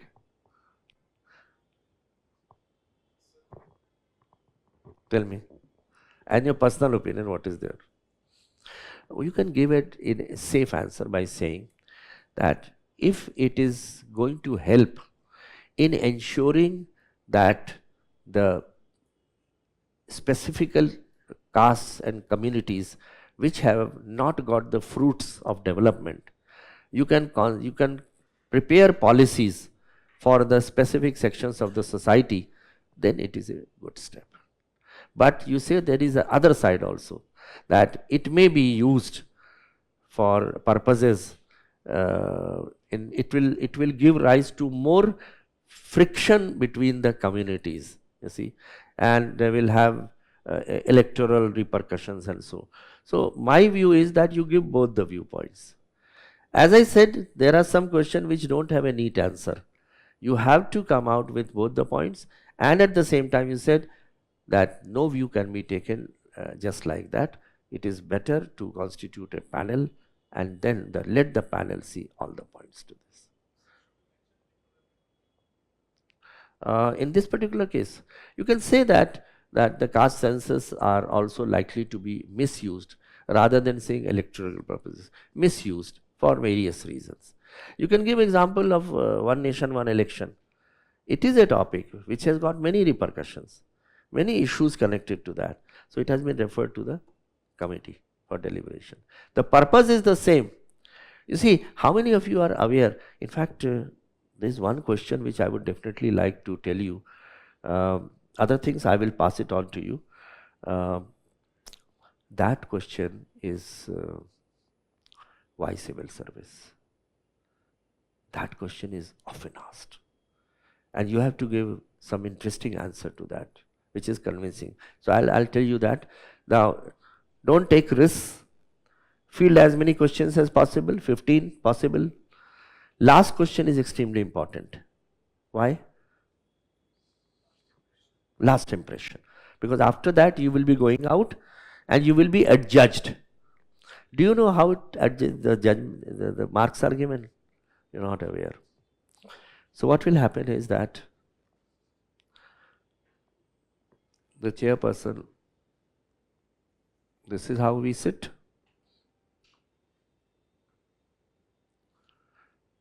You are sitting here and questions are being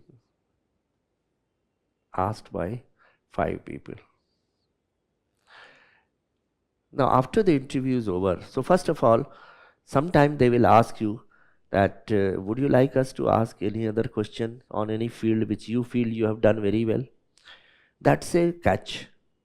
If your interview has gone really well, don't fall in trap for that, because your last impression is the good impression. You have answered very well. So you will politely say, No, sir, thank you so much, sir. I think it went off extremely well, and I'm quite happy that questions were asked from all the disciplines which I have prepared. Polite.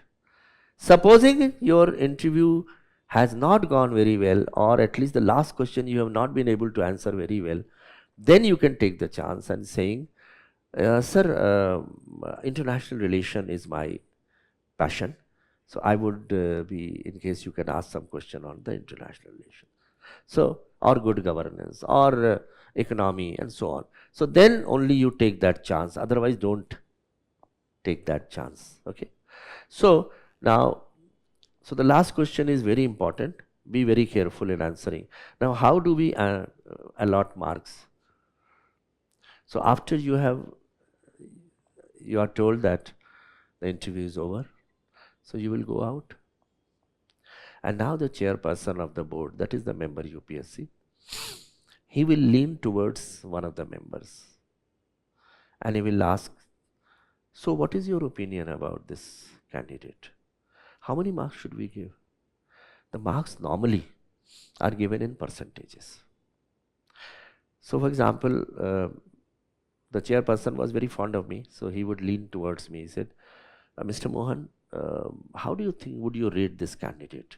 What is the percentage? So I would say, I think 62% will be, he had done very well, 62%. So then he would lean towards the others. He'll say, so what is your view, Mr. The other man's advisor? He'll say, either he will say, yes, I agree with Mr. Mohan, 62%. Or he will say, no, sir, I think he has been overvalued. I think 58% should be fine. Then they will ask the third person. In this way, all the people will be asked. And then a consensus shall be built. It is not that everyone will be asked to fix marks and then you take a mean or average of that. Never. It is again consensus building. So after listening to all the members, then the chairman will say, oh, okay, all right, we'll give 60% marks. That is the general viewpoint. And so 60% will be given to the candidate A. So A, for example, gets 60%. B, similarly, after the B leaves, say he gets 45%. C gets 62%. D gets, say, 55%. E gets something else, so 50%. Similarly, now, after you have valued every one of them, then we have to take a final view now. So what happens is that if we find that this candidate which has got 62%, this got 60%, we will ask them, everyone, which was the best candidate today? And supposing you say ki A was the best candidate, but A has been given 60% and C has been given 62%. So a fine tuning will be done, so that maximum marks are given to the person who is number 1. Similarly, number 2, who should get lesser number of marks, number 3, number 4, number 5, number 6. So relative, the merit of everyone is also maintained. So sometimes fine tuning is done. And once it is done, then the marks are written by the chairman in pen. And marks are written how? You multiply it by 275. So multiply 60% by 275 and you write down the marks. Similarly, 55% multiplied by 275, write down the marks. So now it will be marks. And then everyone will sign. It will be put in an envelope, sealed, given to the UPSC man. Someone will come and collect that. Then you go for lunch and then again interview the 6 candidates in the afternoon. So this is how the marking is done. At least it used to be done by the time, but sometimes there are changes also. So, glass of water and a pen, paper on the table, as I told you, you can take the help of that. Avoid rings. Don't wear any tabiz or rings, etc., which displays any superstition. Or molly बांध के बहुत से लोग चले जाते हैं. For example, I am still wearing a molly. लेकिन at the time of interview, either you cover it or you remove it. And rings also should be removed. One more thing, the beard. Now, sporting a beard for the male candidates, if you can do without a beard, very well, very good. But if you still feel that no beard, I would like to, it gives me more confidence and so on, then trim the beard. It should be properly trimmed. And number 3, dress. The male candidate should wear a shirt and a pant, sober colored. Tie can be put if you want. If it is winter season, you can put tie and a coat. Don't use sports blazers. It should be a sober coat. And as far as female candidates are concerned, it is always advisable to wear a sari. Always. Because the reason is this, though there is complete freedom, you can wear a salwar kameez also, you can wear anything. But in the case of male, don't wear jeans, number 1. In the case of women, the national dress, when you will become the civil servant, on all such important occasions, you will be almost literally thumb rule will be to wear a sari. President of India will come, Prime Minister will come, you will have to be present there.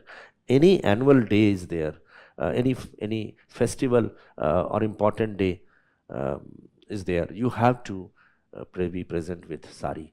So even if sari is inconvenient to you, but at the time of interview, do wear a sari.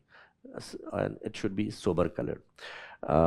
Not too much of makeup, not too much of perfumes. These are things which you have to keep in mind. For the male, it should be black shoes, duly polished. That's the general rule which you should keep in mind. And practice communication skills, speaking before a mirror. Match your passion for joining the civil services with a strong hold over current affairs.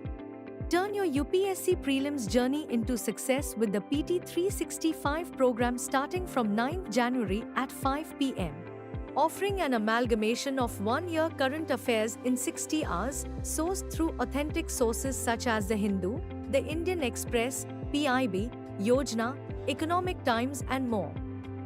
The program is curated to enrich your current affairs knowledge for prelims success. Enroll to transform your preparation with features such as personalized mentoring for current affairs coverage, specific targeted content oriented towards prelims exam, doubt clearing sessions, access to high-quality questions with Sandhan personalized test series, access to live and online recorded classes.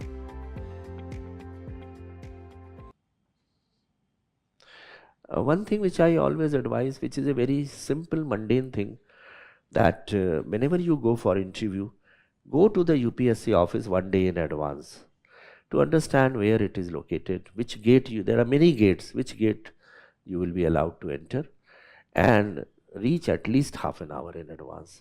You can 1 hour is very good, but at least half an hour.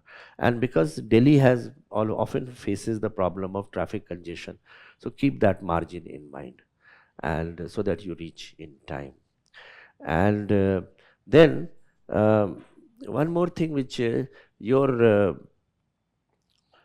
interview judges your personality and caliber, and particularly not your knowledge. So knowledge is only current affair knowledge. So one thing which I would like you to prepare very well is the Government of India schemes and programs post 2014. So Ujjwala Yojana, Swachh Bharat and Atal Pension Yojana, there are a plethora of schemes, Namami Gange. So all these schemes and programs of Government of India, read through that. And one particular document which I would particularly recommend to you is called 70 Policies That Shaped India.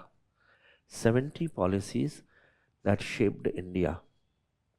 It actually is a collection of policies brought out by a very intelligent person. 70 policies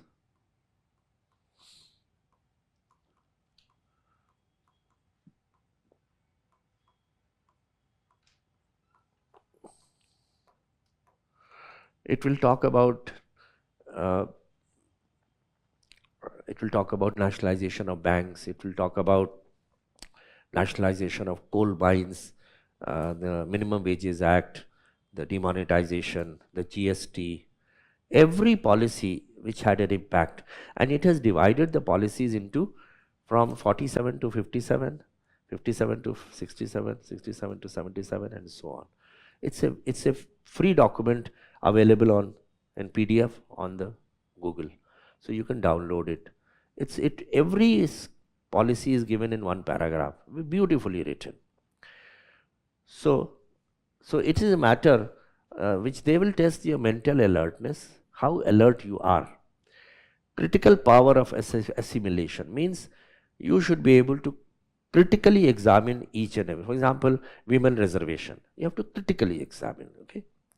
And reservation, normal reservation, you have to critically examine. So all aspects which are having a debatable issue.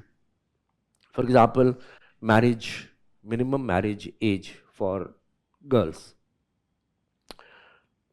Recently there was a move that it should be increased.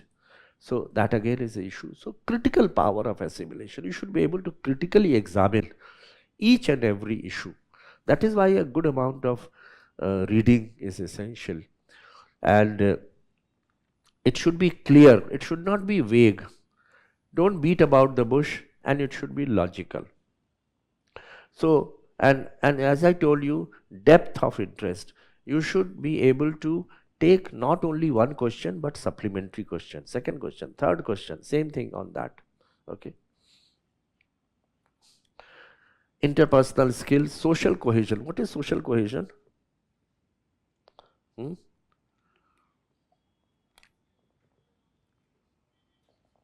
is social cohesion? Yeah. It is a part of good governance. Can you tell me what is that part? Inclusivity.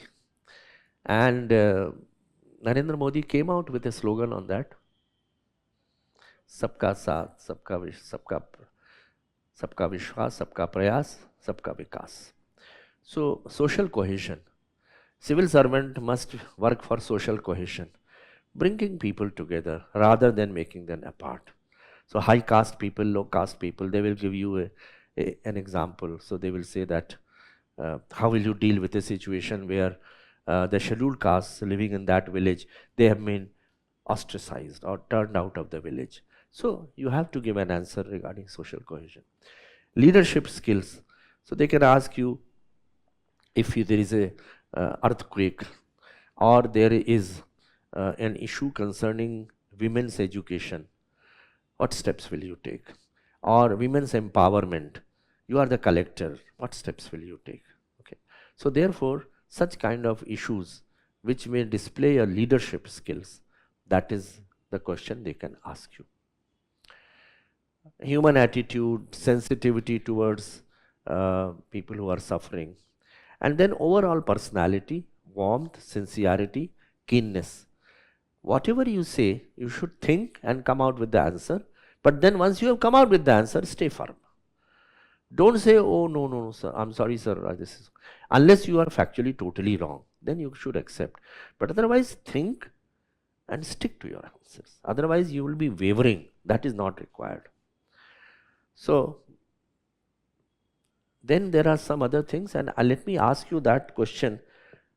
Because that is a question which people definitely ask.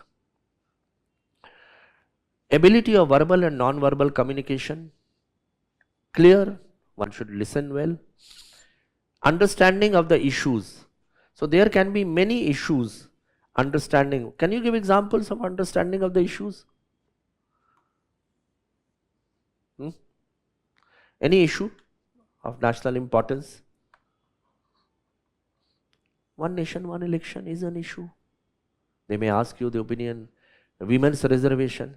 By the way, let me ask you, just as a general knowledge, which country in the world has got maximum number of women legislators? Rwanda. Rwanda has got that country. Which country shall be submerged? The first country to be submerged under the sea because of the climate change, rising sea levels. Tuvalu. Tuvalu is the country. Okay, so real life examples also they can ask you that, for example, they can ask you that constable, which I gave you that example, left with a money, and what will you do in that situation? Confidence, comfort, ability. A few things which I would like you to go through very carefully, and these are some of the things. Number one, police reforms, education reforms, the new policy. So some of the reforms, United Nations reforms, they can ask you question. Police reforms in India, Prakash Singh's report. Administrative reforms, report written by whom? Who was the chairperson of the ARC2? Veerappa Moily. Electoral reforms, education reforms. So prepare well on the reforms, and then do prepare on good governance,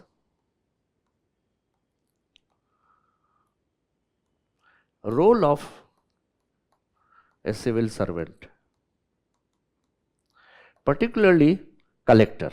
Suppose because collector is a very important post in the, that is why people jokingly say, na, the country is run by 3 people, PM, CM and DM. So therefore, role of a collector. Now this you should read. I always suggest before interview, you go and visit a collectorate.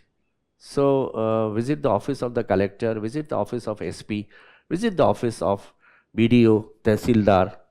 So what are the roles of the collector? One is revenue function. Second is magisterial function. Third is developmental function. What is developmental? Carrying out development works in the villages, street pavement, construction of community centers. Fourth is coordinating function. Coordination amongst the different departments. Just to give an example, the farmers, they must get agriculture inputs in time. They should get power. They should get irrigation. Now, the farmer's deputation comes to the collector and he says, sir, we are not getting irrigation till the last field. We are not getting electricity, so we can't run our pumps. We are not getting the seeds, fertilizers, DAP, urea. So the function is that of coordinating function. The collector coordinates. And then election. Collector carries out elections. Sixth is protocol. Seventh is disaster management. So these are the different roles of a collector.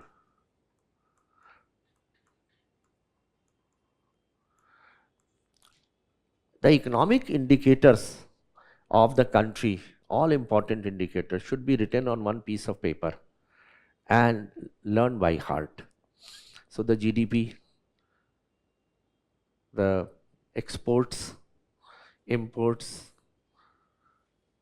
startups, important startups, then monetary policy, fiscal policy. So there are many economic indicators. You will be able to find them in a document which is brought out one day before the budget, Economic Survey of India. So go through the Economic Survey of India. So motivation, enthusiasm, honesty, public service orientation. Remember one thing, that civil service is not a job. It is a service. Service to the citizens of this country. And we run an administration which is called a citizen-centric system of governance.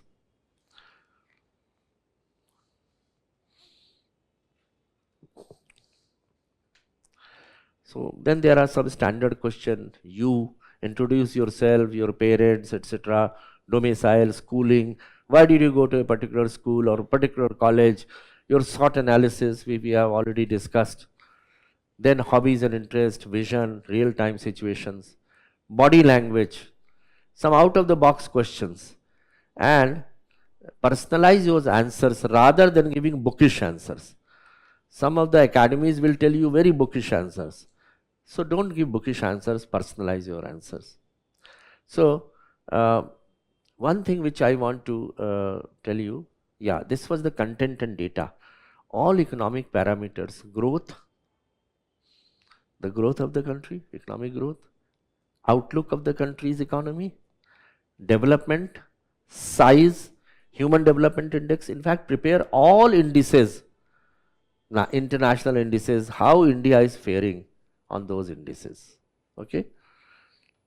So this is on a single sheet, last 5 years with extrapolation for the next year. So some general things, dress we have discussed, reach early. While appearing before the panel, keep in mind certain things which I explained to you. Body language should be positive. Eye contact, begin with sir, madam. When you leave the interview room also, again you will say the same way. Thank you very much, ma'am. Thank you very much, sirs. Okay. So then let me now come to some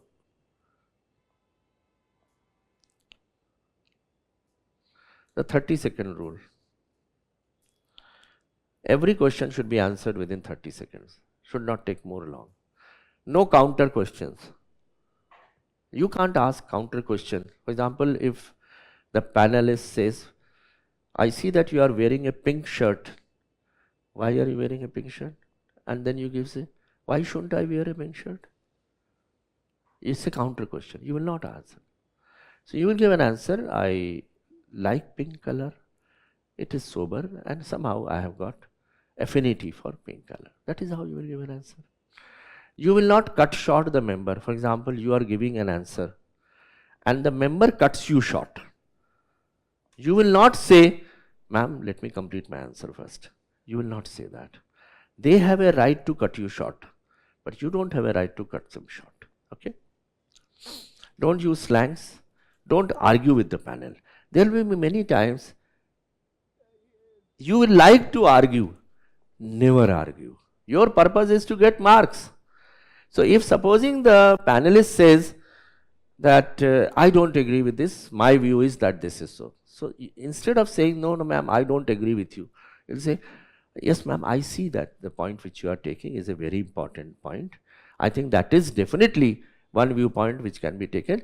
But ma'am, I will also like to bring forth my point so that she doesn't feel embarrassed or umbrage. Ultimately, as I said, all of them will combine their heads to give you marks. So don't annoy anyone. Why do you have to annoy anyone? So have a consensus building approach in respect of every question. If they differ from you, you say, yes, ma'am, I see that you have made a point. I also feel that that is one side of the picture, but there is another side of the picture which I would like to mention. Okay, so read your biodata multiple times. That is a DAF. And don't lie. Prepare well on your hobbies, district and state, and be yourself. Now I will like to, before I end, I would like to answer that particular question, which is a very important question. By the way, I will be giving you a full list of the questions, almost 200, 300 questions which I had prepared, and that will be helpful to you.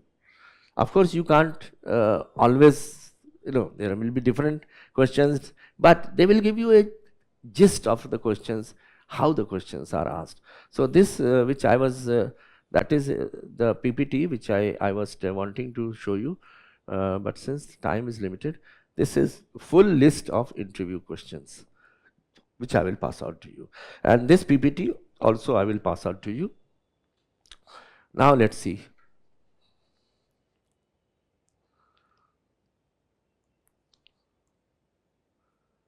Why civil service? Are you able to see from a distance, or shall I change the color? White, huh? It's okay. Why civil service? So this question will often be asked. So some people give an answer this, that from very beginning, childhood, I dreamed to become a civil servant. Some people will say that my parents wanted me to become a civil servant. They developed a dream that their son or daughter will become a civil servant. Sometimes you give an answer that it carries a lot of prestige, power, and authority. Sometimes we say that in our college days, there was an annual function and a chief guest had come. It was a lady district magistrate, and I really got inspired. She was distributing the awards. So I thought that I must also become a civil servant. There's nothing wrong with these answers, but they are not the best answers. You can use them in order of priority. In the last priority, these answers can be given. But some of the answers which I will suggest to you, which you should give, why civil service? What is so unique? So civil services are uniqueness of civil service. You will not criticize any other service, but you will say engineer also contributes to the society, doctor also contributes, architect, advocate, management, executive, everyone contributes to the society. But there is a uniqueness in the civil service. So uniqueness, number one, gives you opportunity to occupy leadership positions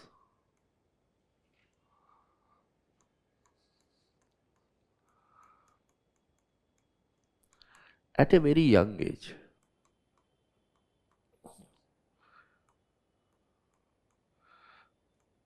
Because, for example, you enter the service at the age of 23, 24 years, and then after 2 years of training, you get to become SDM in IAS. Similarly, in police, you become the ASP. So, it gives you an opportunity to occupy leadership position at a very young age, which are not available in any other service. You will not be occupying leadership positions when you are a doctor or when you are a engineer. But here, civil service gives you an opportunity to occupy leadership positions at a young age. Number two, diversity. So, the roles are diverse. Roles are varying, diverse. Today you may be in agriculture, tomorrow you may be in forest, next day you will be in transport, then social welfare, then wildlife and environment and defense, cooperation. Every day, if there are 26 letters in English alphabet, every alphabet represents one ministry or the other. A for agriculture, D for defense, S for social welfare, and so on. So it is the diversity of job. Similarly, if it is police service, there are also diversity. You get to work in investigation, in law and order. You can go to the CBI, you can go to the Intelligence Bureau, you can go to the CISF, to the CRPF, to Interpol. Diversity. That diversity which is provided by the civil service is not available anywhere. Agreed? Number three, scope for creativity and innovation. Because a civil servant is vested with administrative and financial powers, he can really bring about some creative things. And then you can give example. There was a civil servant called Pame, who constructed a 100-kilometer road. Creativity through crowdfunding. Some people improved the lives of the orphans. Some people improved the garbage collection system. So the civil servant remains at a post for 2 to 3 years. And in those 2 to 3 years, the civil servant gets lot of opportunity to be creative. Carry out an experiment and see the result, which is not possible anywhere. The civil servant is the only service, that is the only service which gives you an opportunity to be creative and innovative. Fourth, public policy. A civil servant takes part in the entire public policy cycle. Now, can anyone tell me what is public policy cycle?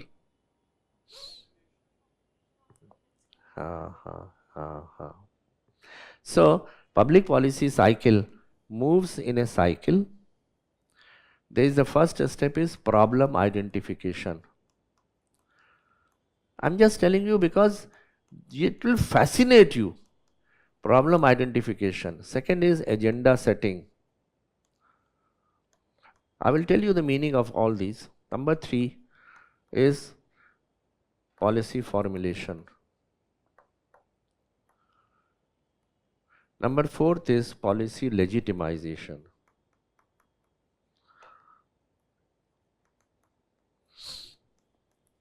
Number 5th is policy, come on, implementation.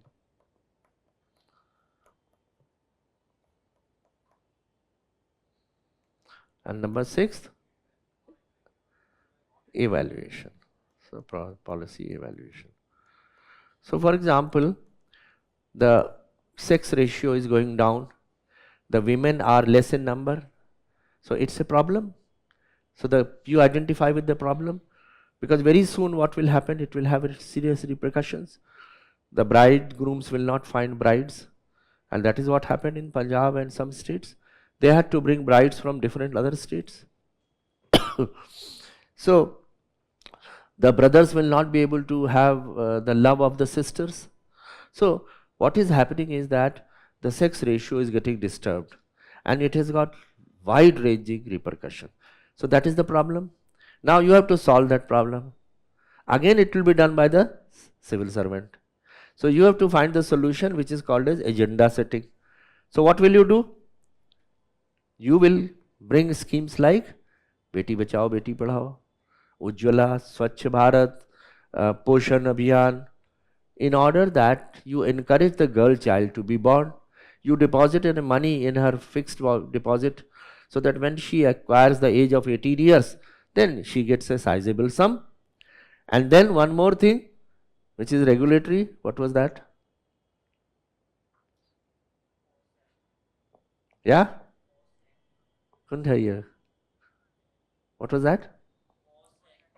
Foresight. Posh. Posh is the stoppage of the sexual harassment. But in order to improve the sex ratio, you carried out, yes?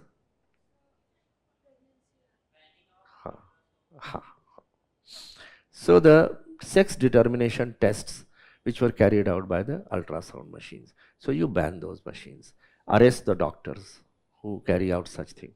So these are the different options available to you. So you came up with this problem, skewed sex ratio. So you came out with a solution. Solution was some incentives and some disincentives. Once you have identified that this is what is to be done, then you bring about a policy. Who brings the policy? The civil servant places that policy before the political executive. Political executive is the PM, CM, politician. You put it to the minister, minister puts it to the cabinet, and then it is passed in the cabinet. So that is policy formulation. And then the policy has to be acceptable to the people. So that comes under policy legitimization. Policy legitimization means making it popular, making it acceptable. So that is also done by the people, by the civil servants only. You prepare a draft policy, discuss with different stakeholders to find out whether there is an acceptability. Farm laws failed because the acceptability was not there by the farmers. So the process is called as policy legitimization. Once it finds acceptability, then you make it into a law. So that is So legitimization had two parts, acceptability, and then you make it into a law.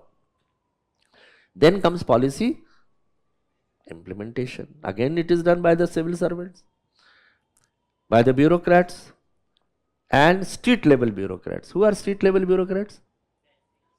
Tehsildar, BDO, and Asha worker, and Anganwadi worker, and teacher, lecturer, veterinary surgeon, doctor. So it is implemented.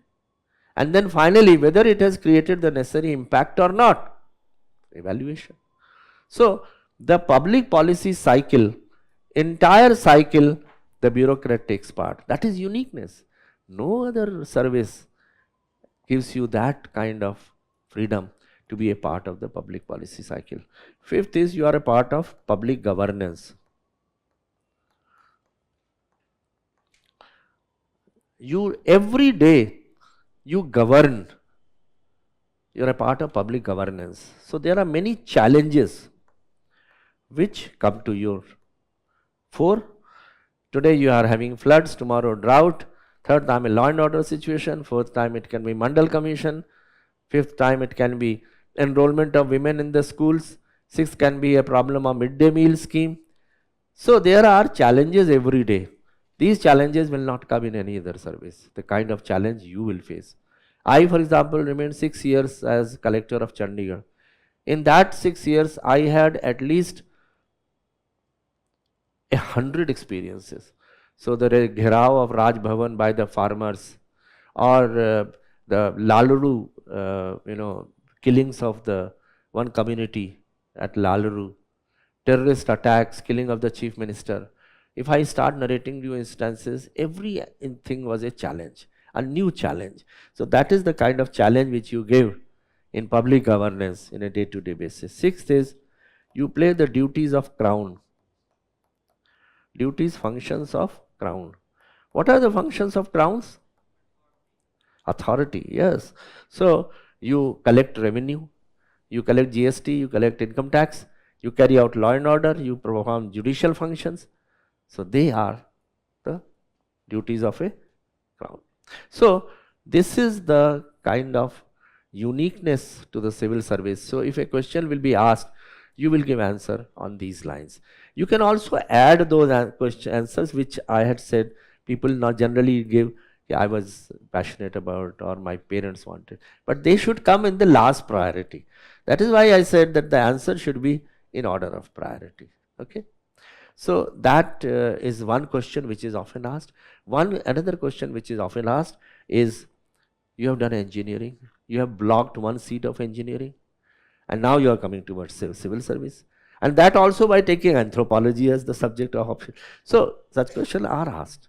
You will have to, it's difficult to answer that question, but as I gave you that about the optional you can give, I had passion, great interest in that. About this thing that you have come from engineering, you can say that civil service provide a unique experience. That is why I have come to this. And as far as the knowledge of engineering is concerned, it will still be helpful to me, because having been a part of the engineering service in engineering in bachelor, I will have analytical bent of mind, decision making skills, problem solving skills, project management skills. So those skills in any case I will be able to bring to my civil service. So nothing is wasted. Whatever I learned there, if I get if I become collector and there is a government building which is under construction and I have been a civil engineer, I will be able to contribute my knowledge towards that also. So this is how you will answer the questions. So any questions?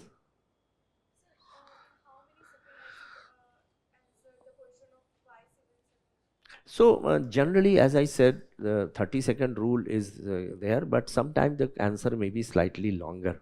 So you may go to 45 seconds also. Even 1 minute is also fine, but then you will have to cut short in other questions. But some questions are long. For example, why civil service? It is a long answer. So you may have to use more than 30 seconds also in that. So go up to 1 minute. But never exceed 1 minute. 1 minute is the upper limit, I would say. So some questions, it's a kind of a general suggestion.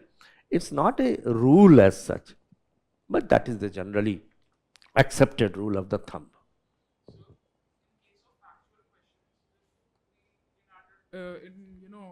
By mistake we make the wrong answer. Immediately you can correct it. And if we don't know it, does the board give any indication that we are going along the wrong path, or do not, Sometimes they express their opinion, though I don't think that you are correct. Would you like to reconsider your answer? And then, oh sir, yes, yes sir, my apologies sir, it is so. You do that. Factually, you can always correct it. But as far as an analytical question is concerned, if you stick to some view, then you should stick to that view. But facts, definitely. Because whatever is fact is fact. So you always correct. Thank you. Oh, any other? Yeah. Sir, in case when there is a tussle between center and state government, as of I belong to Punjab, and there is a like freebies are given, so there is somewhere compromise on both the stands. So which stand should I prefer? So you should say freebies as general should not be given, and Supreme Court has also constituted a committee. So whenever there is a committee which has been constituted, you say freebies as a general measure should be discouraged. People should be rather than giving out doles and subsidies, we should provide necessary skills, nevertheless competencies. But there may be certain sections of the society which are vulnerable section where it may be necessary. For example, widow pension or old age pension or some other schemes for fishermen or for farmers. Sometimes it may be necessary, but then it has to be very closely gone through which are those things where we need to do that, and that also for a limited period. It should be for limited period. And then you mention in this regard, this matter came up before the Supreme Court also, and they have constituted a committee. This is how. It's a very diplomatic answer. So you're not criticizing, because farmer subsidies they are given by the center. Punjab government and Delhi government has given. Recently, I think there was an advertisement I was seeing nearby. Bhai ho to aisa, Did you see that? Huh? 2,100 rupees.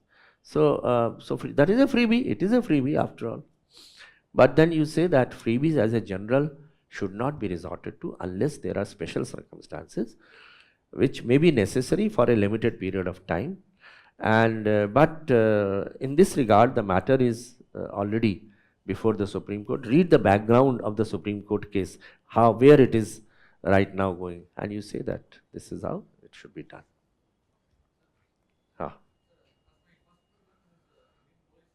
That also is a question which they will ask. In fact, there are two things they will ask you: cadre and the preference of service.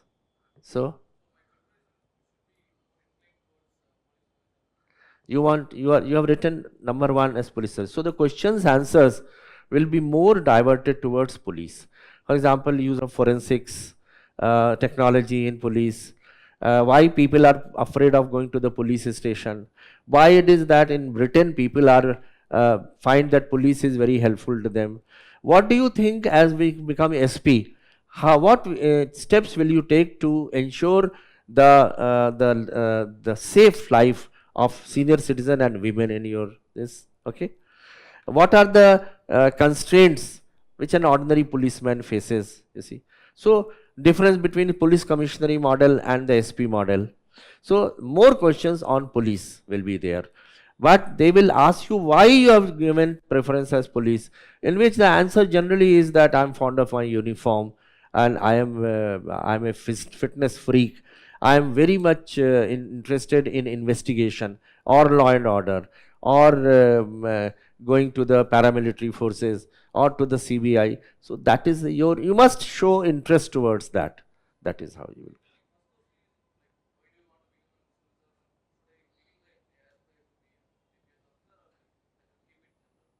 General, if they ask you this question, why civil service? Tell them only that much which they need to know.